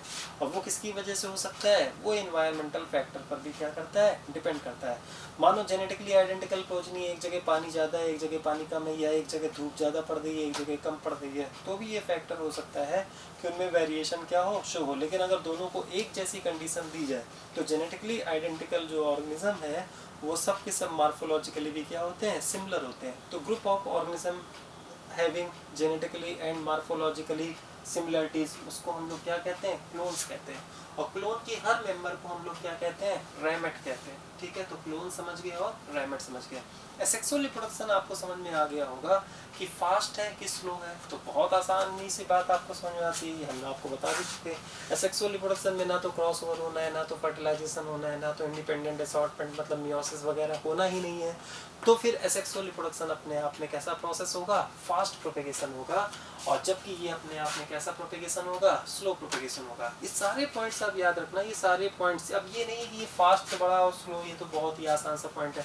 आपको पता है प्लांट ब्रीडिंग जो होता है वो ट्रेडिशनल प्लांट ब्रीडिंग से मॉडर्न मतलब बायोटेक्नोलॉजी की तरफ क्यों शिफ्ट हुआ, उसकी सबसे बड़ी प्रॉब्लम यही थी, ठीक है। क्योंकि ट्रेडिशनल प्लांट ब्रीडिंग सेक्सुअल पर बेस्ड थी, ठीक है, और सेक्सुअल जो होता है वो अपने आप में टाइम कंज्यूमिंग प्रोसेस होता है। चलिए ये बात अभी आपको समझ में थोड़ा सा कम आएगी। आपको एक चैप्टर पढ़ाया जाएगा strategies for enhancement in food production, तब ये फास्ट एंड स्लो वाली बात को वहाँ पर उठाया जाएगा। आपको बायोटेक्नोलॉजी पढ़ाई जाएगी तो वहाँ पर भी इस बात को कनेक्ट किया जाएगा। तो सारी बातों को इक्वली क्या दिया करो, इंपॉर्टेंस दिया करो। ये मत सोचा करो अरे ये तो बड़ी बेसिक सी बात है, बड़ी आसान सी बात है, आप उसको रखिए, ठीक है। पूरी दुनिया में बेसिक और आसान बातों से ही क्या कहते हैं, बड़े बड़े क्या बनते हैं, कॉन्सेप्ट्स बनते हैं। तो ये तो मोस्ट प्रिमिटिव है, हमने खूब बताया, ठीक है। एंड वेरी फास्ट प्रोपेगेशन, और ये एडवांस टाइप है, एडवांस ऑर्गेनिज्म में होगा, और ये अपने आप में कैसा होता है, स्लो प्रोसेस होता है, ठीक है। नेक्स्ट, जैसे जैसे एवोल्यूशन हुआ है तो फिर आपको होता है ना, जैसे जैसे पहले मोलरा है, फिर प्रोटिस्टा है, देन फंजाई है, फिर प्लांटी है, देन एनिमेलिया है, तो इस ऐसे ही तो ऑर्गेनिज्म एडवांस हुआ है। तो ऑब्वियस है कि ये जितने भी पीछे वाले मोलरा, प्रोटिस्टा, फंजाई, ठीक है, और प्लांट में भी एल्गी सबसे पीछे, ब्रायोफाइट में रिक्सिया मार्केंसिया, मॉसिस से पीछे, तो ये सब के सब किसको शो करते हैं, एसेक्सुअल को प्रीफर करते हैं। लेकिन जैसे जैसे आगे हम लोग बढ़ेंगे, टेरिडो, जिम्नो, एनजीओ, ठीक है, तो वो सब किसको प्रीफर करने लगते हैं, सेक्सुअल को। तो हम लोग इस बात को बड़ी आसानी से, ये कंक्लूजन हमने आपके सामने लिख रखे हैं। इस तरह से हम अपने दिमाग में ये कॉन्सेप्ट बना सकते हैं कि जैसे जैसे एवोल्यूशन हुआ है तो एसेक्सुअल से सेक्सुअल की तरफ क्या होती चली गई है, शिफ्टिंग होती चली गई है, ठीक है। Hence, asexual reproduction is most common in lower primitive organism like Monera, Protista, fungi, algae, और वो सब हमने, अब आपको ये सारी देखते ही मोनरा यूनिसेलुलर बाइनरी फिजन, ये क्या हो जाएगा, यूनिसेलुलर बाइनरी फिजन। कुछ मोनरा में जैसे ब्लू ग्रीन एल्गी मल्टीसेलुलर होता है लेकिन फिलामेंट है, तो फिर फ्रेगमेंटेशन। फंजाई हाईफाई, फंजाई में क्या है, हाइफी है, माइसीलियम है, इसका मतलब इसमें भी क्या होगा, फ्रेगमेंटेशन। एल्गी कैसा है, थायलॉइड, इसका मतलब फ्रेगमेंटेशन। सम ब्रायोफाइट्स भी हम लोग लिख सकते हैं ना, तो इसमें क्या होगा, तो उसमें क्या कहते हैं, एसेक्सुअल रिप्रोडक्शन होगा। फेवरेबल टू अनफेवरेबल कंडीशन में एसेक्सुअल किस में शिफ्ट हो जाता है, सेक्सुअल में, ये भी हमने कहा। अब इसमें भी आप फास्ट स्लो वाली बात से आप इसको डिराइव कर सकते हो कि फेवरेबल से अनफेवरेबल की तरफ जाने पर सेक्सुअल की तरफ शिफ्ट क्यों हो जाता है। इसमें हम आपको दो वजह बता रहे हैं, ठीक है। एक तो आप फास्ट स्लो भी देख सकते हो, लेकिन अगर आप सेक्सुअल रिप्रोडक्शन के प्रोडक्ट्स को ऑब्जर्व करो, ठीक है, तो इसमें क्या करो, इसका आंसर करो, observe product of sexual reproduction. अगर हम लोग सेक्सुअल रिप्रोडक्शन के प्रोडक्ट को ऑब्जर्व करें, जैसे अगर हम लोग जैसे प्रोडक्ट हम लोग लिखते हैं फॉर एग्जांपल किसी के ऊपर, फॉर एग्जांपल जैसे जाइगोस्पोर हम लोग रेस्टिंग जाइगोट को बोलते हैं। एल्गी में जाइगोस्पोर का फॉर्मेशन होता है, फंजाई में जाइगोस्पोर का फॉर्मेशन होता है, ठीक है। एंड सीड, तो आपको पता है ये जाइगोस्पोर, ये आपको पढ़ाया गया होगा, जाइगोस्पोर रेस्टिंग जाइगोट होता है। रेस्टिंग का मतलब है कि फिर से यही जैसे सिस्ट नहीं होता है कि एक थिक वॉल चारों तरफ बन जाती है, और थिक वॉल बनने की वजह से क्या होता है, वो पेरिनेशन स्ट्रक्चर हो जाती है, पेरिनेटिंग स्ट्रक्चर हो जाती है, और उसको पेरिनेशन मिल जाता है, मतलब अनफेवरेबल कंडीशन में वो क्या कर सकता है, सर्वाइव कर सकता है। तो जाइगोस्पोर का मतलब अपने दिमाग में बैठा लो रेस्टिंग जाइगोट, और जिसके भी जो भी पेरिनेटिंग स्ट्रक्चर होती है आप उसको आराम से कह सकते हो कि वो रेस्ट कर रही है, आप उसको रेस्टिंग स्ट्रक्चर कह सकते हो। मतलब जब भी कभी भी आपको बॉटनी में रेस्टिंग मिल जाए तो आप समझ जाना कि वो पेरिनेटिंग स्ट्रक्चर है। तो अगर हमने जाइगोस्पोर को रेस्टिंग जाइगोट कहा है तो आप तुरंत समझ जाओ पेरिनेटिंग है। सीड के पास आपको पता है ना, सीड कोट होता है, और सीड कोट एक तरह से उसके अंदर जो एम्ब्रियो है उसको क्या प्रोवाइड कर रहा होता है, प्रोटेक्शन प्रोवाइड कर रहा होता है। सीड किसका प्रोडक्ट है, सेक्सुअल रिप्रोडक्शन का। जाइगो स्पोर जो कि रेस्टिंग जाइगोट है वो भी किसका, तो रेस्टिंग जाइगोट आ गया ना, इसका मतलब सेक्सुअल रिप्रोडक्शन का प्रोडक्ट है। तो फिर कहीं ना कहीं आप एनालाइज करो कि सेक्सुअल रिप्रोडक्शन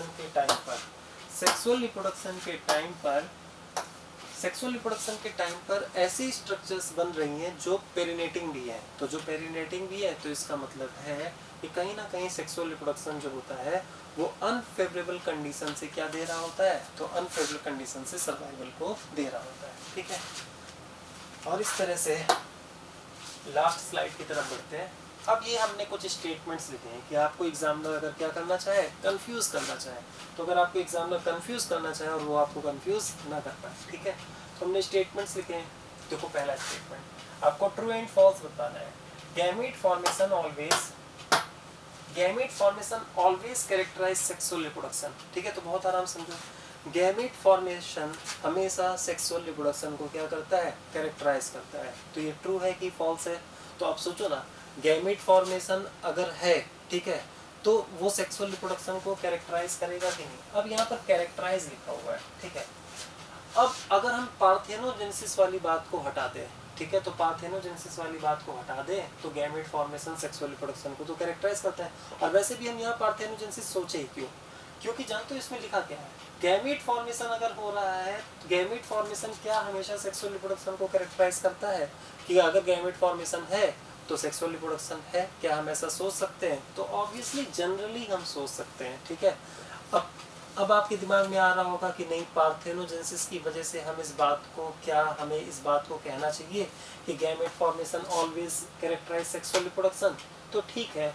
यहाँ पर क्योंकि हमने ऑलवेज वर्ड लिख दिया है ना, तो अगर हमने यहाँ पर ऑलवेज वर्ड लिख दिया है तो ऑलवेज की वजह से ये स्टेटमेंट ट्रू नहीं होना चाहिए, ठीक है।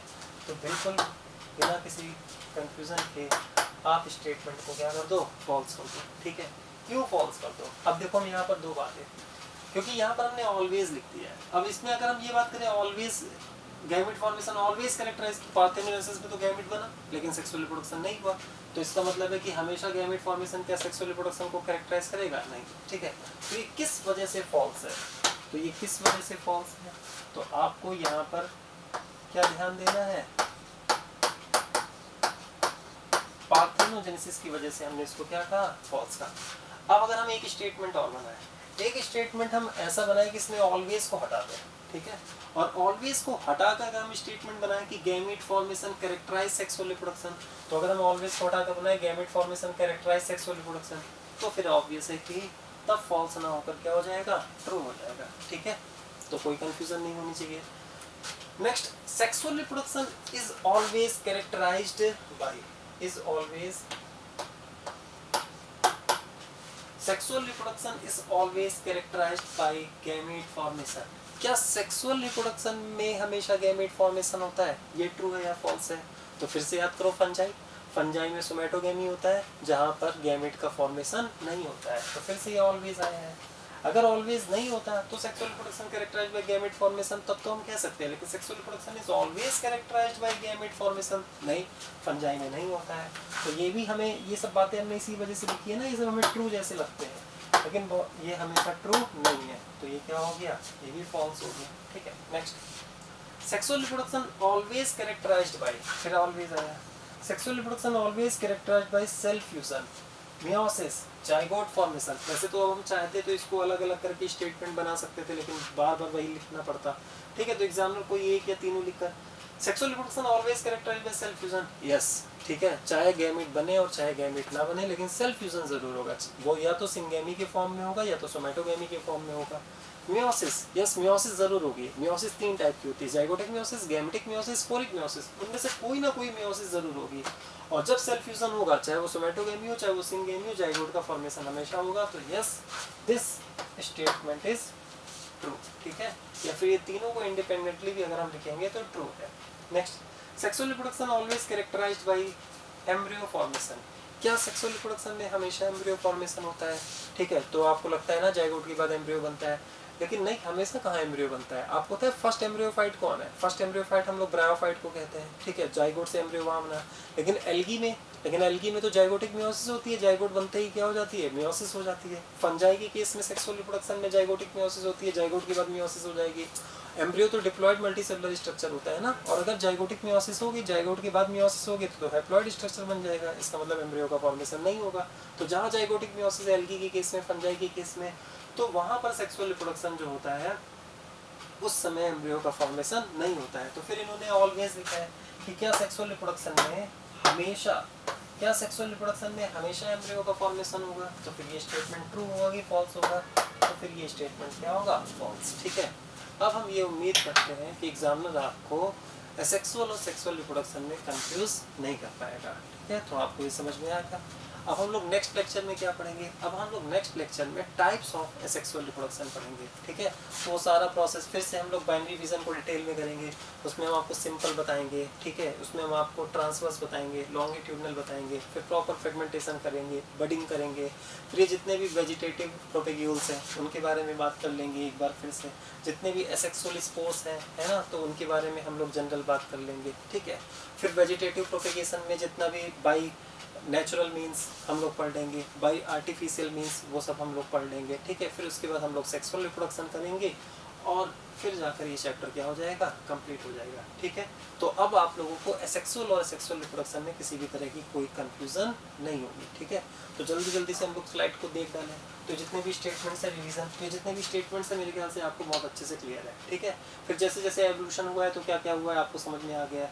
एसेक्सुअल रिप्रोडक्शन किस में, लोअर में ज़्यादा कॉमन होगा, जैसे जैसे फेवरेबल से अनफेवरेबल की तरफ चले जाते हैं तो शिफ्टिंग एसेक्सुअल की सेक्सुअल में होती चली जाती है। इसको देखकर हम कर सकते हैं, आ गया होगा समझ में। मार्फोलॉजिकली आइडेंटिकल ग्रुप को और जेनेटिकली आइडेंटिकल ग्रुप को हम लोग क्लोन कहते हैं, रैमिट किसको कहते हैं, प्रिमिटिव फास्ट कौन होता है, एडवांस टाइप का कौन होता है, ये भी आपको आ गया होगा, ठीक है। वेरिएशन नॉट प्रोड्यूस्ड हो जाएगा, वेरिएशन जनरली प्रोड्यूस नहीं होता है सेक्सुअल में, अगर होता है तो म्यूटेशन और एब्रेशन की वजह से। इसमें variation, cross over fertilisation, independent cross over fertilisation, ये सब दोनों किस में होते हैं, मियोसिस में होते हैं। म्यूटेशन चांस इवेंट है जो कहीं पर भी हो सकते हैं। इसमें जेनेटिक इन्फॉर्मेशन कंजर्व, ये सब कुछ समझ में आता है, ठीक है। इसमें वेरिएशन होता है, एवोल्यूशन होता है, इस वजह से रेस इंप्रूवमेंट हम कहेंगे यहाँ होता है, और वहाँ पर जनरली रेस इंप्रूवमेंट नहीं होता है, ठीक है। फिर अगर हम अल्टरनेशन ऑफ जनरेशन समझ के ना, हैप्लॉइड डिप्लॉइड दोनों किस में आएगा, इसमें होगा तो इसमें होगा, इसमें नहीं होगा। अगर हम सेल डिवीजन की बात करें तो इसमें माइटोसिस मियोसिस दोनों होगा, और इसमें सिर्फ माइटोसिस होगा। अगर हम मियोसिस की बात करें तो वो सिर्फ इसमें होगा। ये क्लियर हो गया, ठीक है। फिर अगर हम लोग बात करें मियोसिस एंड फर्टिलाइजेशन, हमने बताया haploid and diploid phase alternation of generation किस में आएगा, किस में नहीं आएगा, ठीक है। फर्टिलाइजेशन फ्यूजन कहाँ होता है, कहाँ नहीं होता है। जब भी फ्यूजन की बात आए तो सोमैटोगैमी सिनगैमी दोनों करना है, ठीक है। और वहाँ तो कभी फ्यूजन नहीं होगा, मियोसिस भी वहाँ नहीं होगा, फ्यूजन भी वहाँ नहीं होगा, ये भी आपको क्लियर हो गया, ठीक है। हनी बी के केस में क्यों ऐसा कहा जाता है कि मदर है लेकिन फादर नहीं है, लेकिन उसका ग्रैंड फादर है, तो बहुत अच्छी बात है, हमने आपको सब बता दिया, ठीक है। इन्वॉल्वमेंट ऑफ गैमेट, तो यहाँ पर पार्थेनोजेनेसिस में बस होता है, बाकी हर जगह नहीं होता है। और यहाँ पर भी क्या कहते हैं, हो भी सकता है और नहीं भी हो सकता है, जनरली होता है, लेकिन सोमैटोगैमी संजय के केस में नहीं भी होता है। रिप्रोडक्शन में यूनिपेरेंटल बाईपेरेंटल, और ये यूनिपेरेंटल बाईपेरेंटल दोनों हो सकता है, कब कहते हैं, ठीक है। बेसिक फीचर जो कॉमन होते हैं वो सेल डिवीजन और फॉर्मेशन ऑफ रिप्रोडक्टिव और रिप्रोडक्टिव यूनिट से ऑर्गेनिज्म का फॉर्मेशन, ये भी आपको ध्यान हो गया होगा। During unfavourable condition sexual reproduction, वो तो हमने बताया ना कौन कौन सी बातें अफेक्ट करती हैं, body organisation, habitat, internal physiology. Body organisation में जब यूनिसेलुलर होगा, जब मल्टीसेलुलर अनडिफरेंशिएटेड होगा, ये भी हमने आपको करा दिया। Habitat, internal physiology, body organisation, ये भी बात क्लियर हो गई। और रिप्रोडक्शन को हम कैसे डिफाइन करें और रिप्रोडक्शन की सिग्निफिकेंस क्या है, ये भी आपको समझ में आ गया हो गया, ठीक है। Thank you.